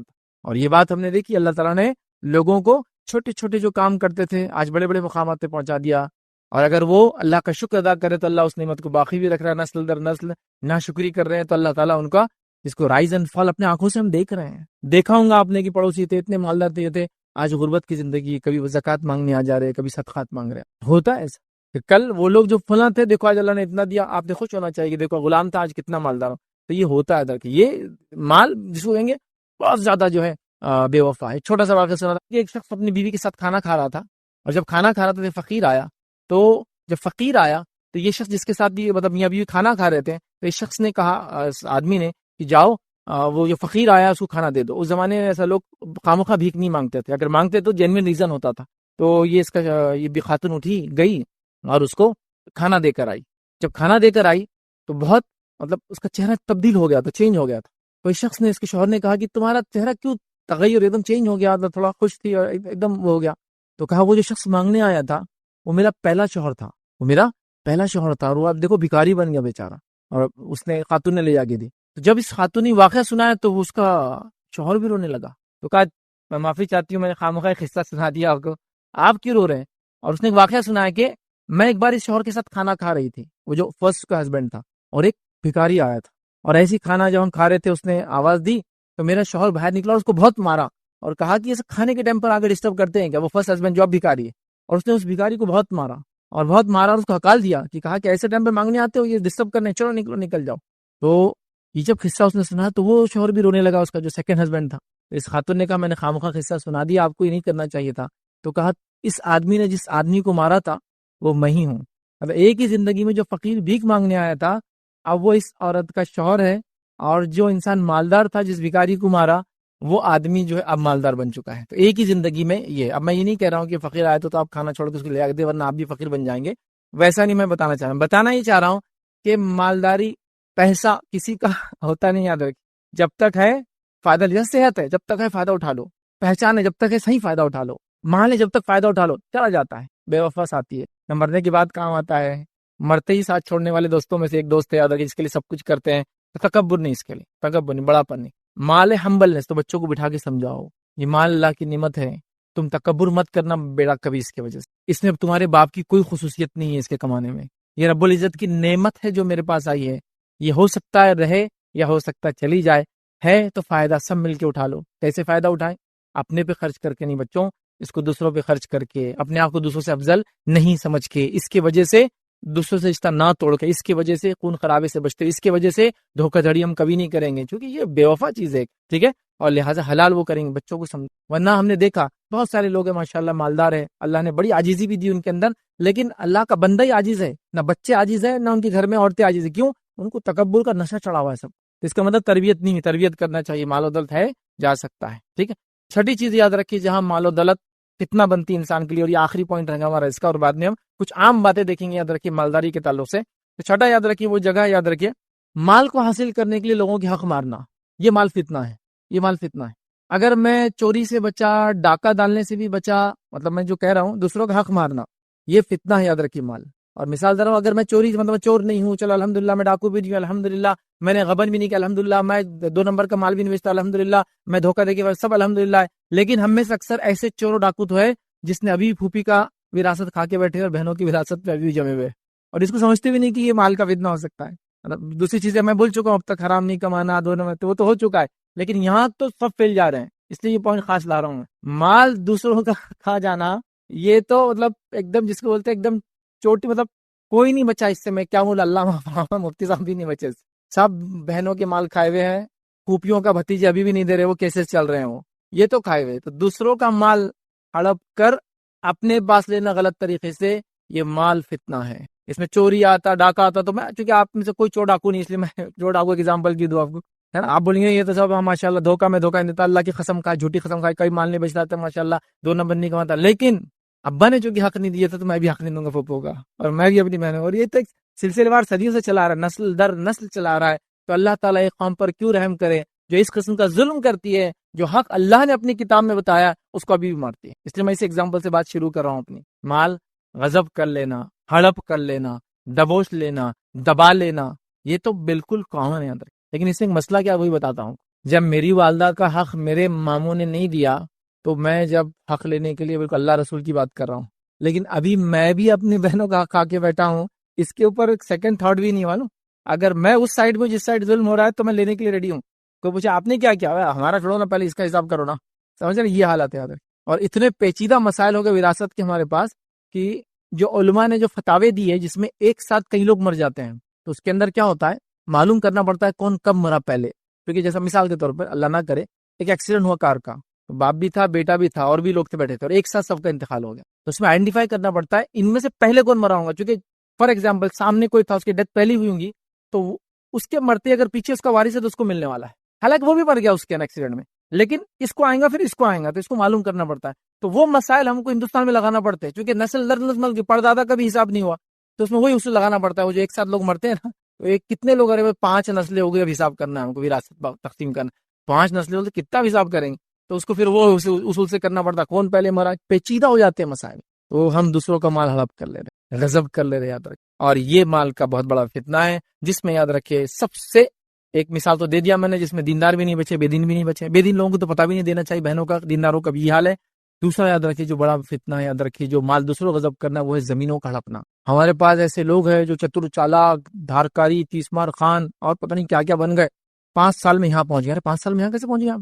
5 سال میں کیا کر رہا ہوں، خالی جگہ ڈھونڈ رہا ہوں، بس محلے میں کون سی ہے، بس خالی جگہ ملی کہ پیپرہ تیار کرنا چالو، پیپرہ تیار ہوئے کہ اس کا سیل چالو، اور ایک بار بک گئی کہ بس ختم۔ اگر آ بھی گیا تو وہ پھر اس کو جگہ بیچنے نہیں دیں گے، اس کی بولیں اتنے دن سے کہاں تھا تو، ہاں ابھی نہیں ہو سکتا، تو آپ کتنے میں جگہ بک رہی، 100 روپے میں بک رہی تھی جگہ، 30 روپیز میرے ہوں گے اس میں، پھر کیوں دے وہ تم کو، صرف وہ نہیں تھا بول کر۔ لیکن شریعت کیا بولتی ہے، ایسا کسی خالی زمین تو لے لو، یہ ہے نا، کرائے سے گھر میں گئے، خالی نہیں ہوا آج تک، نماز روزے علامہ فہامہ بنے میں گھوم رہے، لیکن لوگوں کی زمین ہڑپے ہوئے آپ، نہیں قانون ہے۔ میں بول رہا ہوں اللہ تعالیٰ نے یہ حکم دیا کہ آپ کو، رسول اللہ صلی اللہ علیہ وسلم فرمانے ہے کہ کسی کی ملکیت چینج ہو جاتی خالی آپ کے اس کے پاس رہنے سے، نہیں، واپس دو اس کو جگہ، 1000 سال بھی ہو گئے تو آپ کو واپس دینا پڑے گا، چونکہ وہ اس کی جگہ ہے۔ اور زمین کا معاملہ پیچیدہ کیوں ہے معلوم آپ کو، اس کی سزائیں بہت سخت ہے، سزائیں بہت سخت ہے۔ اللہ کے رسول صلی اللہ علیہ وسلم فرماتے ہیں جو شخص کسی کی بالش میں زمین میں ہتھیا لے، بالش بھر، بالش تو سمجھتے ہیں ایک 8-9 انچ 10 انچ کا بالش ہوتا ہے، تو اللہ رب العزت روز قیامت 7 زمینوں کے برابر توق اسی گلے میں ڈالیں گے، 7 heavens، 7 زمینوں کے برابر توق ڈالیں گا گلے میں۔ 10 کلو کا کچھ ڈال کے گھومیے تو پتہ چلتا ہے اس کا وزن کیا ہوتا ہے، 7 زمین، مطلب زمین کا ویٹ کتنا ہوتا ہے ذرا نکالی تو صحیح، اتنا وزن اس کے گلے میں ڈالیں گے، یا ایک روایت میں اس کو 7 زمینوں کے وزن کے نیچے دبائیں گے اللہ تعالیٰ، اس نے جو زمین ماری تھی۔ ہمارے پاس تو دھارکاری آدمی ہے نا، میں دادا نے کھیت لیے تھے کتنا، 1 ایکڑ، اب 2 एकड़ हो रहा है माशाल्लाह. अच्छा, बाजू का खेत भी नहीं, खेत नहीं लिए जी, दादा की टेक्निक थी वो, बहुत आगे के आदमी थे वो बंधारे को इधर कर दिए, झाड़ को उधर लगा दिए, फलां ये कर दिए, इधर लाके कुछ गाड़ दिए, उधर लाके फलां कर दिए, इधर लाके एक मजार बना दिए, उधर लाके फलां कर लिए. अल्हम्दुलिल्लाह 2 एकड़ और खा भी रहे उसको माशा. एक बालिश का ये हाल है तो 1 एकड़ का इफेक्ट क्या होगा अंदाजा लगाइए. एक बालिश मारने की जमीन का असर ये है, 1 एकड़ का असर क्या होगा. और उसको आप धारकारी और अच्छा समझ रहे हैं, हाथ जोड़ो और जो उसका मालिक था उसको वापस दो ले जाकर, अगर दादा की नजात चाहते हो तो. लेकिन दादा भुगत रहे ना, मुझे क्या करना है, आप भी भुगतोगे, चूंकि गुनाह में आप भी बाद में साथ दे रहे मालूम होने के बाद. जब तक आपको पता नहीं था ठीक है, इंसान जब तक बालिग नहीं होता है वो हराम कमाई पे पलता है अपने माँ बाप. अगर उसका बाप हराम कमा रहा है पूछ नहीं है, एक बार बालिग हो जाए पूछे फिर तूने क्यों हो किया. आप अगर उसका साथ देंगे मतलब तू हिस्सेदार है उस कमाई के अंदर. तो बोलना चाहिए उसने कि अब मैं नहीं खा सकता, आपका बड़ा हो गया, मैं कमाऊंगा, आप हराम कमाते हैं. जमीन का मारना कितना कम होना चाहिए हराम तरीके से कमाना. प्लॉटिंग हुई, आइडिया से बस ले लो, जितना होता बाहर जितना निकल सकते निकलो, अंदर रहो, जितना है उतना लो. इसलिए कि आखिरत में बहुत भारी चीज, बहुत भारी चीज, बहुत भारी चीज, समझो इस चीज. ठीक, एक रिवायत में नबी अकरम सल्लल्लाहु अलैहि वसल्लम फरमाया कि कोई किसी पर जुल्म करे तो रोज़ क़यामत वो जहन्नुम में जाएगा, जन्नत उसके लिए हराम हो जाएंगी, जहन्नुम उसके लिए वाजिब हो जाएंगी. सहाबा ने कहा जुल्म कितना, बताइए वो मतलब कितना करे. तो आप कह रहे हैं कि जहन्नुम वाजिब, जन्नत हराम, कितना जुल्म. तो कहा पीलू की लकड़ी के बराबर है, मिसवाक के बराबर. मतलब या तो मिसवाक की कीमत के बराबर जुल्म करे तो मिसवाक क्या रहती, मतलब एक ब्रश, टूथ ब्रश समझ लीजिए, टूथ ब्रश भी अगर तुमने नाहक किया तो ये हो रहा सजा, पीलू की लकड़ी के बराबर. समझ रहे, तो ये जुल्म में काउंट होगा, जन्नत हराम हो जाएंगी, जहन्नुम वाजिब हो जाए. जमीनें मार ले रहे हैं, घर दबा ले रहे हैं, जायदादें दबा ले रहे हैं, दुकानों में से निकल नहीं रहे हैं. निकल जाओ अल्लाह के लिए, आखिरत में नजात पा जाएंगे. कत्ल करना, माल के लिए कत्ल करना, डाकू देखिए क्या करे, कत्ल करके पैसा लूट ले रहे हैं, मुख्तलिफ किस्म से कत्ल कर रहे हैं. याद रखो, चोरी करना ये भी हराम तरीका है. इसी तरह जो है झूठ बोलकर माल बेचना, छोटी खस्म खाकर माल बेचना, यतीम का माल खा लेना, रिश्वत के जरिए माल खा लेना. इसी तरह जो है लोगों की इज्जत उछाल के उसके जरिए कमाना. इसी तरह जो है वो चीजें जो इंसानियत को नुकसान देती है उनको बेचकर माल को कमाना. कई जराए लोगों ने बना लिया, याद रखिए. और ऐसा कमाया माल फितना है, फितना. तो इस चीज से हमें बचना चाहिए, याद रखिए. आइए 6 चीजें कि माल कहाँ कहाँ फितना है वो देखने के बाद आखिरी चंद बातें आपको माल के ताल्लुक से रखने की कोशिश करूंगा. पहली चीज याद रखिए, रोज़े क़यामत माल के बारे में सवाल होने वाला है. नबी अकरम सल्लल्लाहु अलैहि वसल्लम ने फरमाया, इब्ने आदम, इंसान के कदम अल्लाह के सामने से नहीं हटेंगे. कब तक? जब तक कि वो 5 सवालात के जवाब ना दे दे. 5 सवालात क्या क्या है? जिंदगी कहाँ लगाई, जवानी कहाँ लगाई, माल कहाँ से कमाया, कहाँ खर्च किया, इल्म कितना हासिल किया और कितना अमल किया. 5 सवालात जिंदगी है. टोटल ह्यूमन लाइफ, पूरी इंसानी जिंदगी सिर्फ 8 सवालों पर डिपेंड है. सिर्फ 8 क्वेश्चन हैं. जो बच्चे नीट क्रैक कर रहे हैं, सीटी क्रैक कर रहे हैं, तो 200 से कम तो किसी में भी नहीं है. नीट तो 700 से ऊपर जा रहा है ना. अलग अलग एग्जामिनेशन है. यहाँ कितने आंसर्स क्रैक करना है, वो क्वेश्चंस क्रैक करना है 8. 3 कौन से है? खबर में. 5 कौन से है? उठने के बाद. बस इतना ही है. सिर्फ 8 क्वेश्चन याद रखिए. इससे पूरी जिंदगी डिपेंड है मेरी रात. तो यहाँ अल्लाह ताला खुद पूछने वाला है. कदम जम जाएंगे रिवायत में, मतलब हल नहीं सकेंगे. और जवाब देना है, जिंदगी कहाँ लगा, जवानी, माल कहाँ से कमाया, कहाँ खर्च. तो माल कहाँ से कमाया, कहाँ खर्च किया, फरिश्ते इस नाम अमल नहीं, अल्लाह सीधे पूछने वाला है, आमने सामने होने वाला है. तो बहुत मुश्किल चीज है ना, टफ काम है. तो बहरहाल इस चीज को हमेशा जहन में हम रखें. दूसरी चीज याद रखें, दूसरों के माल या नाफरमान लोगों के माल, या वो लोग जो हम पे जुल्म करे उनका माल, या वो लोग जो गलत तरीके से कमा रहे हैं या गलत लोग हैं, उनके माल को देखकर अपने आप को गमगीन ना करे कभी कि उनके पास इतना है, मेरे पास क्यों नहीं, वो कौम इतनी आगे जा रही, हम क्यों नहीं जा रहे हैं. उससे गमगीन नहीं होना कभी माल को देखा. होते बहुत सारे लोग डिप्रेशन के शिकार हो गए सिर्फ माल की कमी की वजह से. किसी गुनाहगार के माल को देखकर आप डिप्रेस मत होइए. मैंने कई लोग बोलते सुना, अरे यार वो तो काफिर है फिर भी इतना उनके पास, अरे यार वो तो गुनाहगार है उनका इतना, अरे यार वो तो फला है उनका इतना, हमारे पास क्यों नहीं है. तो किसी के माल को देख के आप परेशान मत होइए, इसकी जरूरत भी नहीं. याद रखिए, क्योंकि तो कुरान में अल्लाह रब्बुल इज्जत ने अल्लाह के रसूल सल्लल्लाहु अलैहि वसल्लम क्या हुक्म दिया, क्या बयान किया. सूरह तौबा सूरह नंबर 9 आयत नंबर 55 में अल्लाह फरमाता कहता है, सो तुम इनके माल और औलाद से ताज्जुब ना करना, अल्लाह यही चाहता है कि इन चीजों की वजह से दुनिया की जिंदगी में इन्हें अजाब दे और कुफ्र की हालत में इनकी जानें निकाले. तो तुम इनसे परेशान मत होना दूसरों को देखकर. अल्लाह ताला यही चाहता है कि इस माल के जरिए इनको अजाब दे. हालांकि माल मैंने कहा नेमत है, लेकिन उन्होंने चूंकि गलत तरीके से इस्तेमाल कर रहे, ईमान नहीं ला रहे माल की वजह से. ऐसे हुआ ना, अंबियाओं के जमाने में जो बड़े मालदार लोग थे अक्सर ईमान नहीं लाए. इस माल के जरिए इनको अजाब दे आखिरत. अल्लाह यही चाहता है. तो परेशान मत होइए कि भाई माल क्यों नहीं हमारे पास, हम भी मालदार होना चाहिए था. ठीक है, इससे परेशानी में. तीसरी चीज याद रखिए, माल की हिर्स दीन की खराबी की वजह बनती है. याद रखिए, माल कमाइए, हलाल माल कमाइए, उसके लिए कोई हिर्स मत कीजिए. माल की हिर्स, वो जो एक के पीछे लगे ना आजकल हमारा, ये जो करेंगे मैं वो करूंगा, ये हिर्स, ये दीन को खराबी की वजह है. नबी अकरम सल्लल्लाहु अलैहि वसल्लम क्या फरमाते हैं, गौर से सुनिए.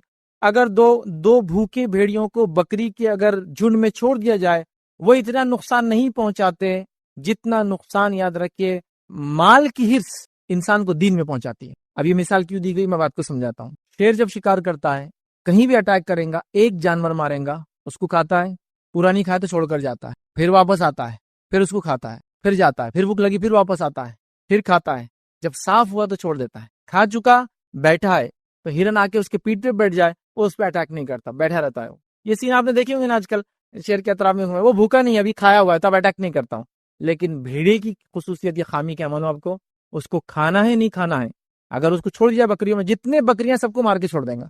اس لیے بھیڑیے کی مثال دی جاتی ہے. دو بھوکے بھیڑیے, مطلب کمپٹیشن چل رہا دونوں میں, ایک بھی نہیں ہے دو ہے, وہ تو کمپیٹ کر رہے, اس نے جتنوں کو مارا اس نے مارنا ہے. دو بھوکے بھیڑیے اگر بکریوں کے جھنڈ میں چھوڑ دیے جائے اتنا نقصان نہیں پہنچاتے جتنا مال جو ہے وہ دین کو نقصان پہنچ. تو مال ایک ٹیسٹ ہے, یاد رکھیے, اور اکثر لوگ اس ٹیسٹ میں فیل ہو جاتے ہیں. یہ بات بھی سن لیجیے کیونکہ بہت خطرناک, یاد رکھیں. تو مال جب ہے تو کنٹرول بھی بہت زیادہ ضروری, یاد رکھیں. اسی طرح محتاج ہے لوگ, بھوکے ہیں لوگ, غریب ہے لوگ, پریشان ہیں لوگ دنیا میں, تو ان کو فائدہ بھی آخرت میں. کیسے فائدہ ہے؟ نبی اکرم صلی اللہ علیہ وسلم فرماتے ہیں, جامع ترمذی کی روایت ہے, آپ نے فرمایا محتاج مہاجرین دولت مند مہاجرین کے مقابلے میں 500 سال پہلے جنت میں جائیں گے. تو اللہ تعالیٰ جن کو دنیا میں مال نہیں دیا تو ان کو آخرت میں بینیفٹ دیں گا. اس کا کیا بینیفٹ دیں گا؟ دنیا میں محتاج تھے, تنگ دست تھے, پریشان حال تھے, مال کی کمی تھی, تو اللہ تعالیٰ 500 ایئرز بیفور جنت میں ان کی نعمتوں کو فائدہ اٹھانے دیں گا, کیونکہ دنیا میں بیچارے مال و دولت کی نعمت سے محروم کر دیے گئے تھے. یہ اللہ کا ریوارڈ ہے ان لوگوں کے لیے, اللہ کمپنسیٹ کر رہا ہے اس کو. اور غریبی بہت عجیب چیز ہوتی ہے, یاد رکھیے. غریبی کہاں تک لے جا سکتی, خالی ایک مثال دوں گا, پوری واقعہ نہیں رکھتا ہوں, پورا واقعہ. غریبی کفر تک, زنا تک اور کئی گناہ تک لے جاتی. ارتداد ہو رہا ہے, بہت سارے لوگ اسلام چھوڑ رہے ہیں, غریبی اس کی بہت بڑی وجہ ہے. غریبی بہت کچھ کروا دیتی ہے, یاد رکھیں. حتیٰ کہ ایک انسان, وہ واقعہ پورا صحیح مسلم میں روایت ہے, 3 لوگ تھے, بارش ہوئی, جا کے گفا میں گئے, ایک پتھر آگے گر گیا. تینوں نے کہا چلو اپنے اپنے نیکی کا وسیلہ لیں گے آج. تو اس نے ایک آدمی نے کہا اے اللہ, میری ایک جو ہے چچا زاد بہن تھی اور میری اس پہ بری نظر تھی, میں نے اسے زنا کا آفر دیا, اس نے کبھی بھی انکار کیا, لیکن ایک بار غربت آ گئی, قحط پڑ گیا, بھوک مری آ گئی, وہ میرے پاس آئی اور کہا مجھے کچھ اناج دے. میں نے کہا اناج تو تبھی ملیں گا, کھانا جب ملیں گے جب میرے ساتھ منہ کالا کریں گی. وہ مجبور ہو گئی, اس نے کہا ٹھیک ہے کر لے. جب میں اس کے قریب گیا تو اس نے مجھ سے یہ جملہ کہا کہ اللہ کے لیے یہ مت کر. آخر تک وہ ریزسٹ کرتے رہی, لیکن مان بھی گئی, لیکن پھر ریزسٹ کری. تو اے اللہ, میں کر سکتا تھا, چونکہ بالکل اکیلا تھا اس ساتھ, میں نے تیری خاطر پیچھے ہٹ گیا, تیری خاطر پتھر تھوڑا سا ہٹ گیا. تو دیکھیے وہ غربت کی وجہ سے کہاں تک چلے گی بیچاری عورت. تو غریبی بہت کچھ کرتی ہے. ایک انسان دیکھیے غریب ہے, تو اللہ تعالیٰ اس کو اسپیشل کنسیشن دے رہا ہے, 500 ایئرس کا بیفور جا رہے ہیں. ایک انسان غریب ہے, دنیا میں دیکھیں نا, انسان غریب ہے. آج کل کی مہنگائی اور جو حالات چل رہے ہیں, تو ایک انسان باپ ہے, غریب باپ ہے, تو وہ اس علاقے سے بھی نہیں گزرتا, بچے کو لے کے جہاں مٹھائیوں کی دکان ہے, کپڑوں کی دکان ہے, چونکہ اس کو پتا ہے بچہ مانگے گا, اب مانگیں گا تو میں کہاں سے لا کے دوں گا, تو وہ دوسرے بائی پاسز لے رہا ہے, ادھر سے جا رہا ہے ادھر سے. تو غریبی نے کچھ نہ کچھ تو اس کو مجبور کیا, لائف سٹائل کلٹیل کیا, مطلب سمجھے نا, پھٹے ہوئے کپڑوں کو سی کر اس نے پہنا, کئی مصیبت سے گزر رہے ہیں. لیکن میری بات جو لوگ سن رہے ہیں اس میں سے کوئی لوگ غریب نہیں ہے, الحمدللہ. آپ لوگ جو سن رہے ہیں, ہاں آپ دوسروں سے کمپیئر کریں گے تو غریب ہے. پھر میرا پڑوسی تو 10 کروڑ کا مالک ہے, میں تو 1 کروڑ کا مالک ہوں, میں غریب ہوں, 10 ٹائمز غریب ہوں اس سے. تو یہ تو سیلف لیوی غریبیاں ہیں, یہ چھوڑو پھینکو. یہ اچھی صحت دی اللہ نے, اچھا جسم دیا, امن والا علاقہ دیا, گھر میں کھانے کو ہے, آپ مالدار ہے, ختم. جب میں آج کے زمانے میں کہتا ہوں, جو آدمی اپنے پاس یہ حیثیت آج رکھتا ہے کہ جو کھانا کھانا چاہتا ہے اس کا اتنا پیسہ ہے, وہ مالدار ہے. آج میرا دل بولتا ہے یہ کھا لوں, چل لے لیتا جا کے, ٹھیک ہے ہفتے میں ایک ہی بار لے سکتا, لیکن لے سکتا ہوں, مہینے میں 1 بار جا سکتا ہوں, جاؤ, تو آپ مالدار ہے. پھر ابھی غریب نہیں آپ. غریبی کیا ہوتی, صحابہ کے دور میں چلے جائیے. غریبی وہ ہوتی ہے, غریبی کیا دیکھنا تو افریقہ چلے جائیے کہ لوگوں کو کھا گئے بھوک مری کی وجہ سے, وہ ہے غریبی. غریبی کیا دیکھنا, ایسے علاقوں میں جائیے کہ آپ ایک کپڑا دیں گے, ساڑی وغیرہ کامن یہاں بس پہنی جاتی ہے, تو آپ دیکھیں گے 2 عورتیں اس کو پہن رہی کاٹ کے, بغیر میریوں کے.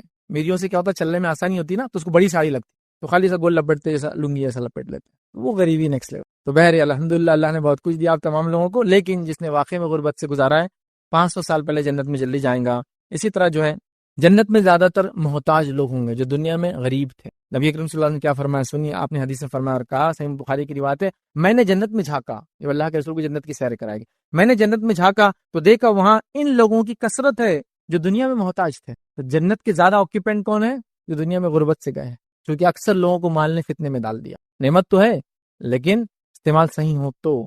اللہ کے رسول فرمایا میں نے زیادہ غریبوں کو جنت میں دیکھا ہے. اسی طرح یاد رکھیے انسان کا اصل مال کیا ہے, اصل سرمایہ کیا ہے, چلیے وہ بھی دیکھ لیتے. اصل مال کیا ہے آپ کا اور میرا, اصل مال, جیسا کہ ہم مال کو بچا رہے ہیں, مال کو دھوکہ دے کے حاصل کر رہے ہیں, حرام حرام کی تمیز سب کچھ کر رہے ہیں, تب ریئل میرا پوزیشن, میرا جس کو بولے کہ میرا یہ ہے, جس کو بول سکتا نا میرا ہے یہ, وہ کیا ہے سنیے. اللہ کے رسول نے فرمایا اور اس حدیث میں سے ایک جس کو کہیں گے ایک جملے میں آپ نے وہ کر دیا کہ تیرا مال وسیع ہے. صحیح مسلم کی روایت آپ نے فرمایا ابن آدم کہتا ہے میرا مال اور میرا مال. ابن آدم کہتا ہے میرا مال اور میرا مال. چلیے آپ کا مال کیا آپ فرما رہے ہیں؟ آپ فرماتے ہیں جو تو نے کھایا اور جو ضائع کیا وہ تیرا مال، مطلب تیرے اکاؤنٹ میں آیا ہو. جو پہنا اور جو پھاڑ دیا وہ تیرے اکاؤنٹ میں آیا، اور جو صدقہ کیا وہ تیرا ہوا، باقی سب وارث ہو گئے. میرا اصل مال کیا ہے معلوم؟ جو کھایا وہ میرے اکاؤنٹ میں آیا، جو پہنا یہ میرے اکاؤنٹ میں آیا، جو میں نے اللہ کے نام میں صدقہ کیا، یہ تینوں مال میرے ہے، باقی سب وارثوں کا. اب آپ اپنا مال ہے یا وارثوں کے مال کو سنبھال رہے ہو؟ دیکھیے آپ کا مال ہے تو اللہ کھائیے، اللہ کا شکر ادا کیجیے، پہنیے، اللہ کا شکر ادا کیجیے، صدقہ کیجیے، یہ آپ کا مال ہے. آپ اپنی زندگی میں جو مال خرچ نہیں کر اللہ کی راہ میں، کیا امید کرتے وارث خرچ کریں گے آپ کے؟ آپ خود حیات تھے، آپ بولے نہیں دیکھیں گے نہیں دیکھیں گے نہیں دیکھیں گے، وارث تھوڑی کریں. تو ریئل یہ ہے، تو یہ ریئل مال آپ کا یہ ہے. تو اگر کوئی کہہ رہا ہے میرا بینک بیلنس اتنے کروڑ کا ہے، تو یہ ریئل بینک بیلنس نہیں ہے. بینک بیلنس وہ جو صدقہ کر دیا آپ نے. ایک صحابی نے جانور ذبح، نبی کریم صلی اللہ علیہ وسلم کہا ان کو دو، ان کو دو، ان کو دو، ان کو دو. اب سب دینے کے بعد تھوڑا سا حصہ بچا. نبی کریم صلی اللہ علیہ وسلم عائشہ سے کہا کہ اب کچھ ہے لاؤ میرے لیے. تو کہ اللہ کے رسول صلی اللہ علیہ وسلم آپ نے پورا دے دیا، کچھ بچا ہی نہیں. تو کہا جو دے دیا وہی بچا ہے. کیا کہا؟ بہت تھوڑا حصہ بچ گیا تھا، تو پورا جانور آپ نے ذبح کیا اور سب کو صدقہ کر دیا. جب خود کے کھانے کی باری کہا مجھے لاؤ، تو کہا اتنا. تو کہا میں عائشہ نے کہا آپ نے تو سب دے دیا، اتنا ہی بچا. تو کہا نہیں، جو دیا اصل وہی جمع ہوا، ریئل وہ تھا. تو جو صدقہ ہوا تھا وہ جمع ہو گیا، وہ اکاؤنٹس میں آ گیا، وہ صدقہ ہو گیا، وہ آخرت کے جمع. تو ریئل مال آپ کا اور میرا کیا ہے؟ اب جان لیا آپ نے. جو کھایا اور جو میں نے ضائع کیا وہ میرے اکاؤنٹ میں شامل ہو گیا، جو پہنا اور جو پھاڑ دیا میرے اکاؤنٹ میں آ گیا، جو صدقہ کیا آ گیا، باقی سب وارثوں کا. یہ بات یاد رکھ لیجیے. اور آپ کے مرتے سب چیز ہو جاتا، مرتے ہی نہیں. آپ تھوڑے بوڑھے بھی ہو گئے تو بچے بولتے ہیں کہیں خرچ کر رہے ہو آپ، کہیں کو یہ کرتے آپ، کہیں کو فلاں کرتے، چونکہ ان کو معلوم جتنا یہ خرچ کریں گے اتنا وراثت جاری ادھر سے نکل کے اپنے کو آنا چاہیے نا. تو یہ حالت ہو جاتی ہے. پھر بہرحال جب طاقت میں ہے، توانائی میں ہے، جوان ہے، ہوش میں ہے، حواس میں ہے، جب تک لوگ آپ سے دبے ہوئے خاندان کے، اللہ کے راہ میں خرچ کیجیے. میں نہیں کہہ رہا ان کو بھوکا مار دیجیے، لیکن ان کا بھی کیجیے. لیکن ہم بس اپنے اوپر ہی خرچ کرتے ہیں ہم لوگ سب چیزیں، ان کا حق ہی نہیں بنا. اس کو بھی یاد رکھیے. آخری بات یاد رکھیے جس سے میں نے لیکچر شروع کیا تھا، اس سے خاتمہ کر رہا ہوں. مالدار کو خرچ کیے بغیر نجات نہیں ہے. آئیے اللہ کے رسول صلی اللہ علیہ وسلم کیا فرماتے ہیں. صحیح بخاری کی روایت آپ نے فرمایا رکھا بلا شبہ قیامت کے دن بہت مال و دولت رکھنے والے ہی زیادہ نادر ہوں گے. روز قیامت بہت مال و دولت رکھنے والے نادر ہوں گے. مطلب مال و دولت والے جو دنیا میں تھے جنت میں کم ہوں گے. نادر مطلب کم ہونا. جنت میں آپ نے جھانکا، غریبوں کو پایا، محتاجوں کو پایا. بہت کم مال و دولت والے نادر ہوں گے، اس لیے کہ مال فتنے میں ڈال دیتا ہے. تو آپ فرما رہے دولت رکھنے والے زیادہ نادر ہوں گے.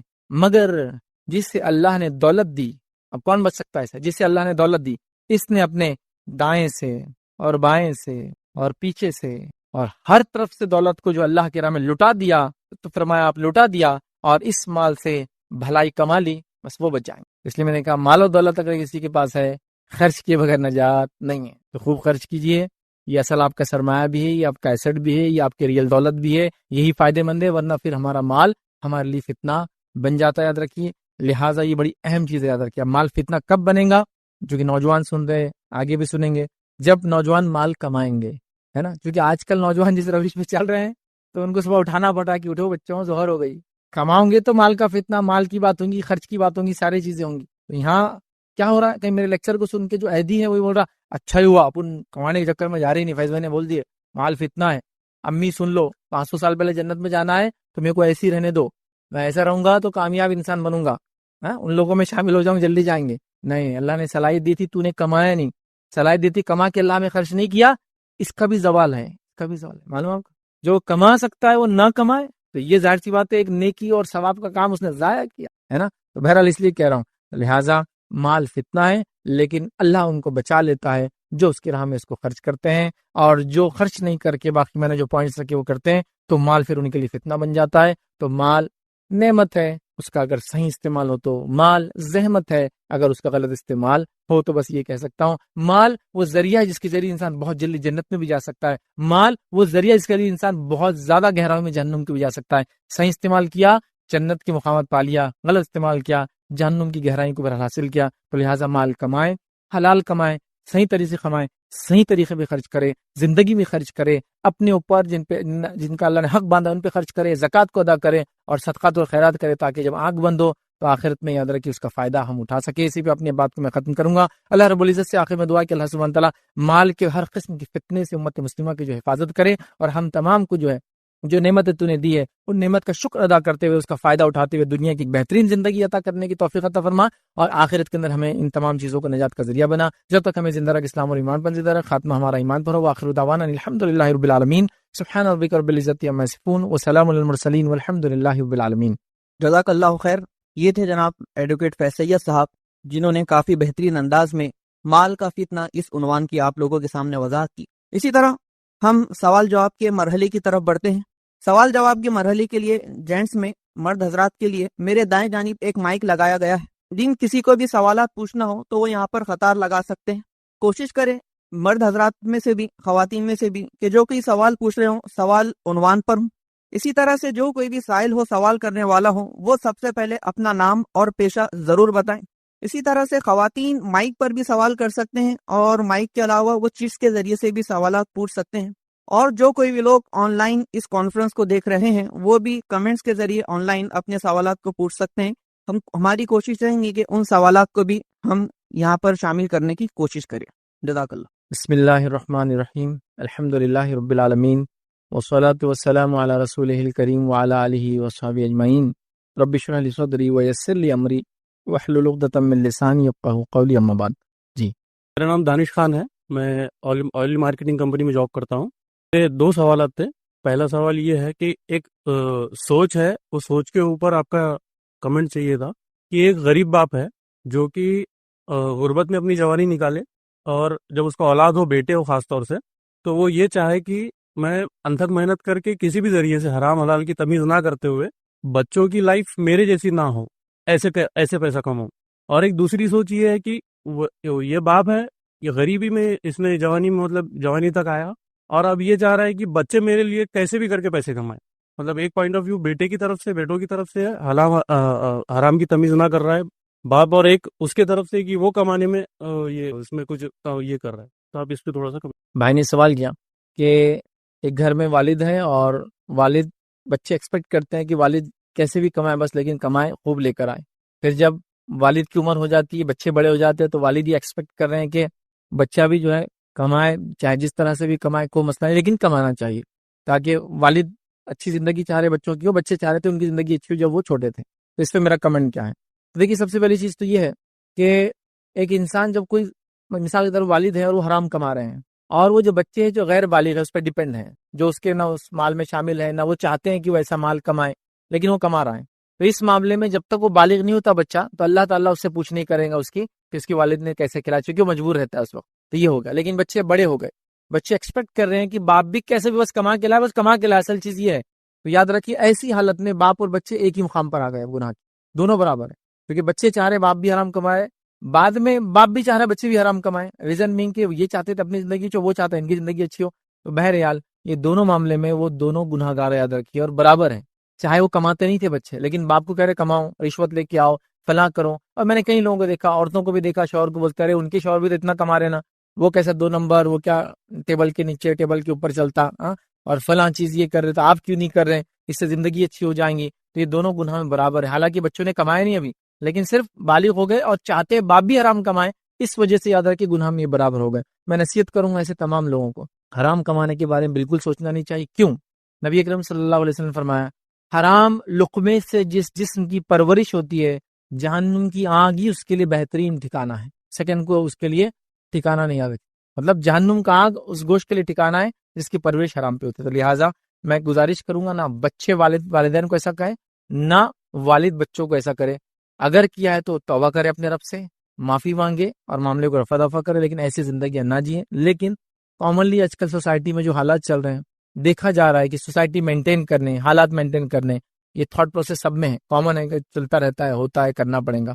اللہ تعالیٰ ہماری ان تمام چیزوں سے حفاظت کرے۔ دوسرا سوال یہ ہے کہ الیکٹریسٹی بل جو عام طور پہ دیکھا جاتا ہے کہ لوگ اس میں کچھ سیٹنگ کرتے، کچھ چیزیں کر کے اس کو کم کرواتے، تو جو انار والی مثال آپ دیے تھے، اور ٹوکری میں سے اٹھا کے روبن ہوڈ والی، تو چور کے گھر میں چوری کرنا، یہ بولتے ہیں کہ بھائی ایم ایس سی بی والے بھی تو ٹیکسز لگا کے گورنمنٹ بھی تو ہمارا پیسہ کھا رہی ہے، تو چور کے گھر میں چوری کرنا اسلام میں کیسا؟ تو بہرحال بھائی نے ایک سوال کیا، سمجھتا ہوں آن لائن میں نے اس کے جوابات آلریڈی دیے ہیں, آپ چاہے تو دیکھ لیں. الیکٹریسٹی بل, نل کا جو چوری کرتے ہیں, پانی کا جو معاملہ ہے, اس میں آلریڈی آن لائن آپ جوابات دیکھ سکتے ہیں. مختصر آپ نے چونکہ سوال کیا حرام حلال سے اس کا تعلق ہے تو کر دیتا ہوں. کوئی چیز جو سروس کے عوض ملتی ہے آپ کو, مطلب جیسے مثال کے طور پر آپ نے موبائل کمپنی سے موبائل سروس استعمال کی تو اس کے بدلے اگینسٹ آپ کو چارج دینا پڑتا ہے. تو کوئی چیز کسی سروسز کے اگینسٹ کوئی چارج اگر لگایا جاتا ہے تو وہ چارج دینا آپ کو پڑے گا. جیسا آپ نے کسی آدمی سے اپنی گاڑی کی سروسنگ کرائی تو وہ آپ کو چارج لگائیں گا, آپ کو وہ چارج اس کو دینا پڑے گا. آپ یہ نہیں بول سکتے کہ وہ جو سروسنگ والا ہے نا اس نے خود اپنے باپ کی دولت زمین کھایا ہوا ہے, فلاں لوٹا ہوا ہے, تو میں سروس تو کراؤں گا لیکن اس کو چارج نہیں دوں گا. اس میں کوئی لاجک نہیں بنتا. اور یہاں آپ کیا لے رہے ہیں, الیکٹریسٹی لے رہے ہیں. الیکٹریسٹی جب لیں گے آپ تو ظاہر سی بات ہے اس کا آپ کو بل پے کرنا ہے, جتنی آپ استعمال کریں گے اتنی پے کرنا ہے. الیکٹریسٹی یاد رکھیے یہ زندگی جینے کے واجبات میں سے نہیں ہے. کوئی نہیں بول سکتا الیکٹریسٹی تو انسانیت جی نہیں سکتی. ٹھیک ہے, ضرورت بن گئی ہے, اس سے فائدے بہت ہے, جب فائدہ اٹھا رہے ہیں تو اس کا بل پے کرنا پڑے گا. پھر آپ ہمارا معاملہ یہ ہے کہ اکثر میں نے دیکھا, بری بات ہے لیکن اب کیا بولیں اور کتنے کیا کیا چیزوں میں بولیں, کہ لوگ میٹر لیتے ہیں اور میٹر کے اندر سیٹنگ کرتے ہیں. ہاں بس وہ خراب جو بھی بہرحال طریقہ رہتا ہے اس کو سیٹنگ کرتے ہیں, پھر اس سے ان کا بل کم آتا ہے استعمال زیادہ ہونے کے باوجود بھی. یاد رکھیے ایسا استعمال کرنا آپ کے لیے جائز نہیں, حرام ہے. کیونکہ آپ نے الیکٹریسٹی لی, سروس لی, ایک اس میں الیکٹریسٹی آپ کو ایز اے پروڈکٹ ملی, آپ کو اس کا چارج دینا ہے اور آپ وہ نہیں دے رہے. اگر آپ وہ الیکٹریسٹی خود پروڈیوس کریں گے تو کتنی کاسٹلی پڑتی ہے آپ کو بتائیں. آج کل الٹرنیٹ آ گیا تو ٹھیک ہے, آپ کو لگتا ہے کہ جو سسٹم سے الیکٹریسٹی مل رہی ہے وہ صحیح نہیں ہے, بہت بار جاتی ہے فلاں ہے, تو راہ لگا لے اپنا, پھر وہ ایک الگ بات ہے. آج کل تو یہ بہرحال کھو بھی سکتا, آسان ہے آج کل, ٹھیک وہ کر لے, لیکن آپ چوری نہیں کر. چور کے گھر میں چوری بھی جائز نہیں ہے, ڈاکو گھر میں ڈاکہ ڈالنا جائز نہیں ہے, رابن ہوڈ بڑھ کے دوسروں کی مدد کرنا جائز ہے. رابن ہوڈ کیا کرتا تھا, بتایا جاتا ہے کہ یورلینڈ کے اندر ایک شخص تھا, وہ مالداروں سے مال لوٹتا اور غریبوں میں مال کو بانٹتا. لیکن مالداروں سے لوٹ کے غریبوں میں بانٹنا یہ کوئی طریقہ نہیں یار. مالدار اگر حلال طریقے سے کما رہا اس کا مال لوٹ نہیں سکتے آپ, یہ سب چیزیں نہیں کر سکتے. تو میٹر کی چوری مت کیجیے, الیکٹریسٹی کی کیا کچھ نہیں کرتے اس سے, آپ پانی گرم کرتے غسل کے لیے, ہاں اسی میں اس کی روشنی میں قرآن کی تلاوت کی جا رہی ہے, ہاں اس میں کتنے جائز اور حلال کام اپنے کروا رہے ہیں. اگر آپ کا کوئی دوسرا کام ہے تو آپ اس کے ذریعے ساری چیز, جیسا کہ آپ کا آن لائن کچھ کام ہے اسی کے ذریعے حلال کما رہے ہیں, اور اس میں ایک چیز کو آپ کیا کریں, چوری کر رہے ہیں, درست نہیں. اسی طرح پانی کا بھی مسئلہ ہوتا ہے, نل وغیرہ آتے ہیں تو آپ لوگ اس میں چوری کر لیتے ہیں. ابھی تو ایک صاحب مجھے ملے تھے, بتانے لگے کہ ایک علاقہ ہے تقریباً 350 گھر ہیں اور جس میں سے 17 آفیشیل نل ہے خالی. 350 گھر کہاں سے پانی لا رہے, بورنگ سے لا رہے, کنویں نہیں, کچھ نہیں آج کل. تو وہ لوگ کیا کر رہے ہیں, اس میں چوری کر رہے ہیں. یہ نہیں کر سکتے آپ, بس ایک سروس آپ کو دی جا رہی ہے, آپ ٹیکس نہیں ہم کو فلاں سہولت نہیں ملی, ٹھیک ہے نا, آپ جا کے ڈیمانڈ کیجیے سہولت دیجیے, لیکن ایک سہولت کی دوسری سہولت میں آپ پیسہ چرا نہیں سکتے, تو آپ کو وہ دینا چاہیے. اور پانی کا معاملہ تو بہت ہی سینسیٹیو ہے نا, پیے تو جی رہے ہیں, غسل ٹوٹ گیا تو اسی سے کر رہے ہیں, وضو کرنا ہے وہی استعمال ہو رہا ہے, میت کو خصوصی دے رہے, نل چرا کے رکھ رہے ہیں. اب بیسس دیکھیے اس کا کیا ہو رہا ہے, سوچیے اس پہ تھوڑا, یہ سب نہیں ہونا چاہیے بہرحال. لیکن ہم کیا باتیں لوگوں کو سمجھائیں, آپ بول رہے اتنا ادھر تو وہ علاقے میں چوری چل رہی, کوئی اور جگہ فساد چل رہا تو آپ کا فساد کرنا جائز ہو جاتا, کوئی اور ظلم کر رہا تو آپ کا ظلم کرنا جائز ہوتا ہے. میری چپل مسجد سے چوری ہو کے میں نے آپ کی چرا لی, جائز ہو جاتا. ہم یہ بول رہے نا اس نے کرا تو ہم کیوں نہیں کرنا, وہ آگے بڑھے تھے ہم کیوں نہیں کرنا. بھائی ایسا نہیں ہوتا, لاجیکل ہونا چاہیے ایک انسان نے, تو لہٰذا آپ ایسی چوری نہیں کرنا چاہیے, ورنہ اننیسسری چیزیں ہم حلال کی طرف سے حرام کی طرف خاموخواہ جا رہے ہیں. سروس لی گئی, چارجز دینا چاہیے. اچھا کبھی یہ بھی ہوتا ہے, کسی نے سوال کیا تھا کہ بھائی ہم تو وہ جس کو کہتے ہیں کہ کھیت میں گئے اور مالی نہیں تھا تو کیا ہم چرا سکتے ہیں کیا, اس کا کام تھا نا بیٹھے رہنا, وہ بیٹھا نہیں تھا تو ہم نے چرا لی. پھر تو دیکھیے شریعت میں یہ جائز نہیں ہے. آپ کسی جگہ جا رہے ہیں مالی نہیں بھی ہے تو شریعت آپ کو اجازت نہیں دیتی کہ آپ کوئی چیز چرائے, وہ چوری ہے اور حرام میں آگے, یاد رکھیے اس کو سمجھیں. سوال کہ اپنے مال کا کتنا حصہ ہم خود پر خرچ کر سکتے ہیں. تو دیکھیے آپ کے مال کا جو واجبی ہے, کیونکہ کتنا کوانٹیٹی وائز مطلب فیگرز میں نہیں بتا سکتا ہوں کہ کتنا آپ پہ خرچ کرے یا کتنے پرسنٹیج کرے. جو واجبی ہے جو ضروری ہے وہ خرچ کرے. جیسا مثال میں دے سکتا ہوں, میں انڈیا میں یہاں رہ رہا ہوں اور یہاں ایک واجبی خرچہ ایک انسان کا سمجھ لیجیے 10,000 میں اس کا اگر خود کا گھر ہے تو ایک انڈیویجول کا 10,000 میں خرچہ ہو جاتا ہے.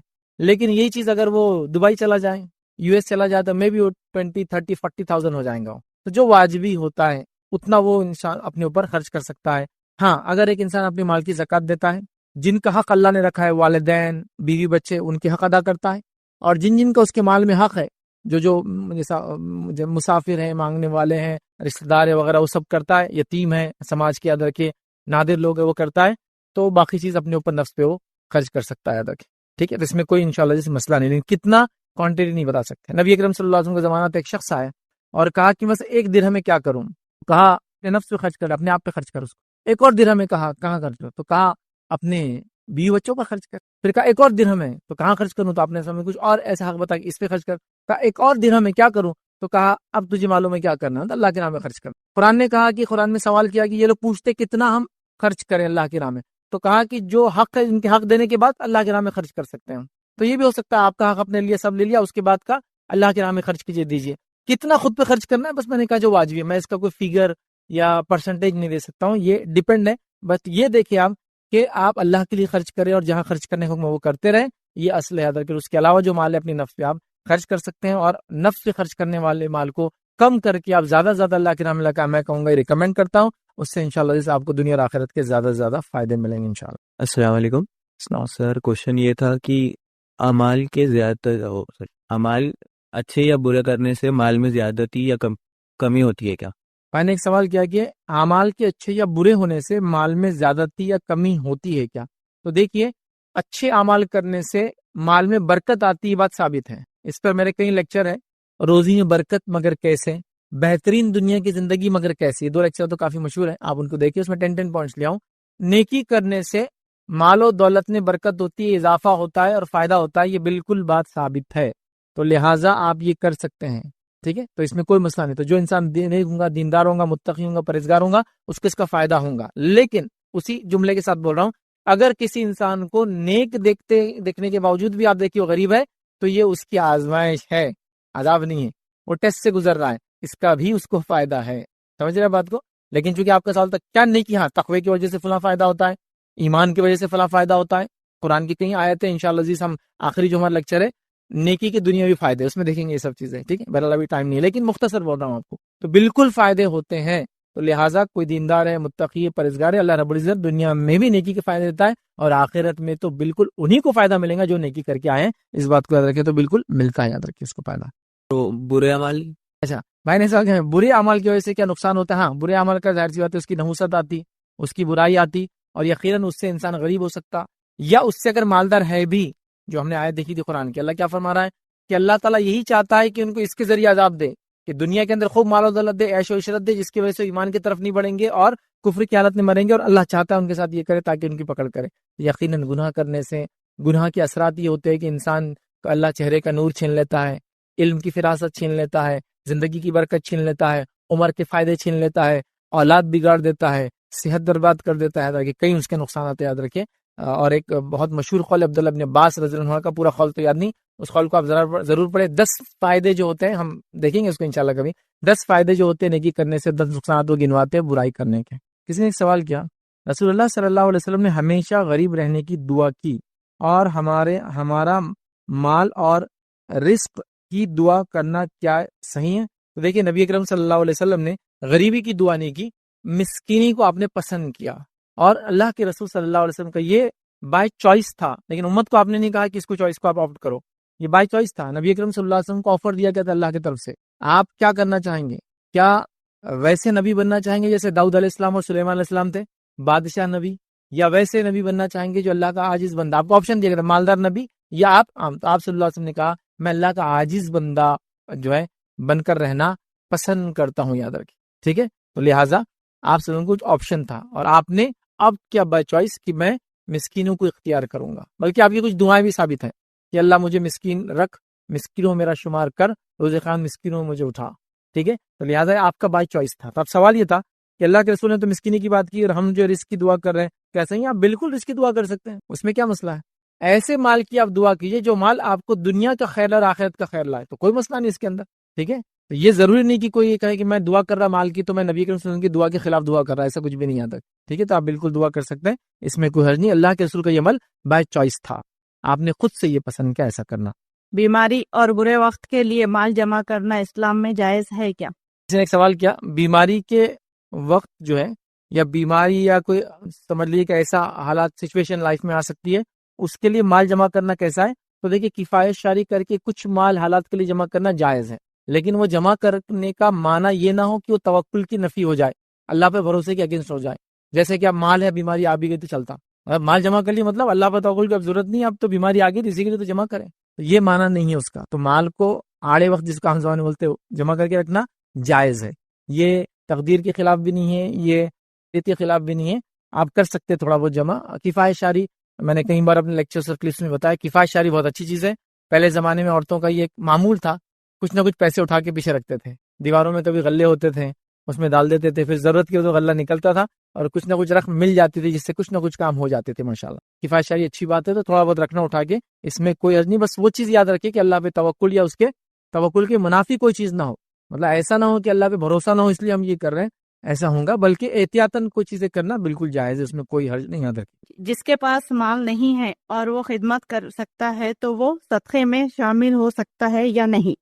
کسی نے ایک سوال کیا کہ اس کے پاس مال نہیں ہے تو کیا وہ فزیکل کچھ خدمت کر کے اس کو صدقے ثواب ملیں گے؟ ہاں, میرا ایک پورا لیکچر ہے اس پہ, صدقہ دینے کے 30 طریقے ہیں, آپ اس کو دیکھیں. اس میں ہے کوئی اللہ کا ذکر کرے, یہ بھی صدقہ ہے.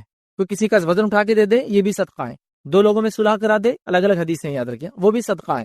ٹھیک ہے, لوگوں کو اپنے شر سے محفوظ رکھے. میں شر پسند آدمی ہوں لیکن میں اگر جاتے کو چھوڑ دیا, وہ بھی صدقہ ہے. بھائی کو مسکرا کے دیکھنا اپنے, یہ بھی صدقہ ہے. تو صدقے کی کئی اقسام ہے, 30 سے زائد ہے, میں نے تو 30 رکھے ہیں. تو یقیناً اگر آپ پیسے والے نہیں ہیں یا آپ کے پاس پیسے نہیں ہیں تو آپ بالکل خدمت کر کے صدقہ دے سکتے ہیں. لیکن میرے اس جواب کا کوئی یہ معنی نہیں کہ اب پیسے بھی ہے تو میں خدمتیں کرتے رہوں گا. خالی پیسے والا تو پیسے خرچ کریں گا اور پیسے کے ساتھ خدمت بھی کریں گا, لیکن جس کا مال نہیں ہے تو وہ اس طرح سے صدقہ دے سکتا ہے. یاد رکھیں حدیث میں تمام وہ جو حدیث میں نے آپ کے سامنے جس میں رکھا کہ کیا کیا چیزوں صدقہ ہوتا ہے, اس میں الفاظ یہ ہے کہ ہر انسان پر ہر روز اس کے 360 ہڈیوں پر صدقہ ہے, مطلب اس کو کرنا ہے. پھر اس میں حدیث میں الفاظ ہے کہ اللہ کا ذکر کر دے, یہ بھی صدقہ ہے. جھگڑا نپٹا دے, صدقہ ہے. سواری پہ سوار کر دے, صدقہ ہے. کسی کا وزن اٹھا لے, صدقہ ہے. تو اس میں سارے الفاظ ہیں. السلام علیکم, میرا نام عبدالبر ہے, میں ایک اسٹوڈنٹ ہوں. میرا سوال یہ ہے کہ اگر 2 کنڈیشنز ہے. پہلی کنڈیشن یہ کہ کوئی بزنس ہے اور اس میں انجانے میں حرام کمائی ہو گئی ہے, اور دوسری کنڈیشن یہ کہ جان بوجھ کر حرام کمائی کی گئی ہے پر بعد میں احساس ہو گیا کہ یہ جو کیا یہ غلط تھا. تو یہ 2 کنڈیشنز میں جو حرام مال ہوگا اس کا کفایہ کیسے ادا کرے؟ سوال آیا کہ ایک انسان ہے, اس کے مال کماتا ہے اور ایک بار اس نے انجانے میں حرام مال کما لیا, اس کو پتہ نہیں چلا, اور ایک ہے جان مجھ کے کیا. اب دیکھیے انجانے میں اگر کسی نے حرام مال کما لیا تو ریکویسٹ تو پہلے میں ہی کروں گا, اب جو بھی آپ کر رہے ہیں پہلے جانے کیوں حلال ہے نہیں ہے. ہمارے پاس ہو یہ رہا ہے کہ ہم گڑھے میں گر جا رہے پھر آواز دے رہے لوگوں کو بچاؤ, مطلب ہر چیز کر کے اچھا میرے کو معلوم نہیں تھا حرام ہے. جب آپ کو بزنس کرے, کوئی ٹرانزیکشن کرے, کوئی ٹرمز ڈسکس کر رہے تو پہلے آپ معلوم کر لیں یہ حلال ہے یا حرام ہے.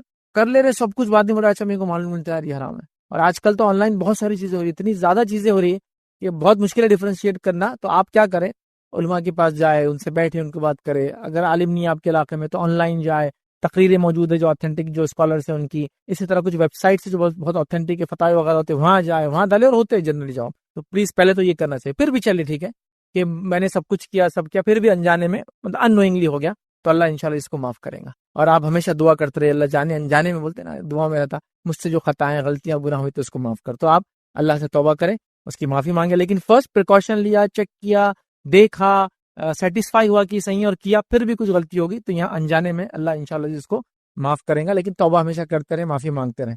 اب کسی نے جان مجھ کے یہ کام کیا, انجان والے کو تو شاید پتہ ہی نہیں چلا. اگر انجان والے کو بعد میں پتہ چل گیا یہ غلطی ہوئی تو اس کو تلافی کرنا ہے, یہ نہیں کہ اب ہو گیا تو چھوڑ دینا ہے. اگر اس کو معلوم ہو گیا آج چھوڑنا بھی ہے, اور تلافی مطلب جیسے تیسے اس کو نپٹانا ہے پھر پورا, تاکہ اگر پتہ چل گیا کہ میں نے 100 روپیز حرام کما لیے تھے, اب پتہ چلا تو اس کو 100 روپیز کو نکالنا ہے اپنی انکم میں سے, اور اگر کوئی سسٹم تھا اس کو بند کرنا ہے, ساری چیزوں کو اپنی جگہ پہ کرنا ہے, وہ سب بھی کرنا ہے. نوئنگلی کیا تھا تو ظاہر سی بات ہے تو گناہ کبیرہ ہے, اور اس کو چاہیے کہ توبہ کرے اور سارا چیزوں کو میٹر کو نپٹائے, اس چیز کو چھوڑے, توبہ کرے, اس پیسے کو اپنے مال سے نکالے. اب کبھی ایسا ہوتا کسی کا بیک گراؤنڈ 100% ایسا تھا, مطلب آیا اس بیک گراؤنڈ سے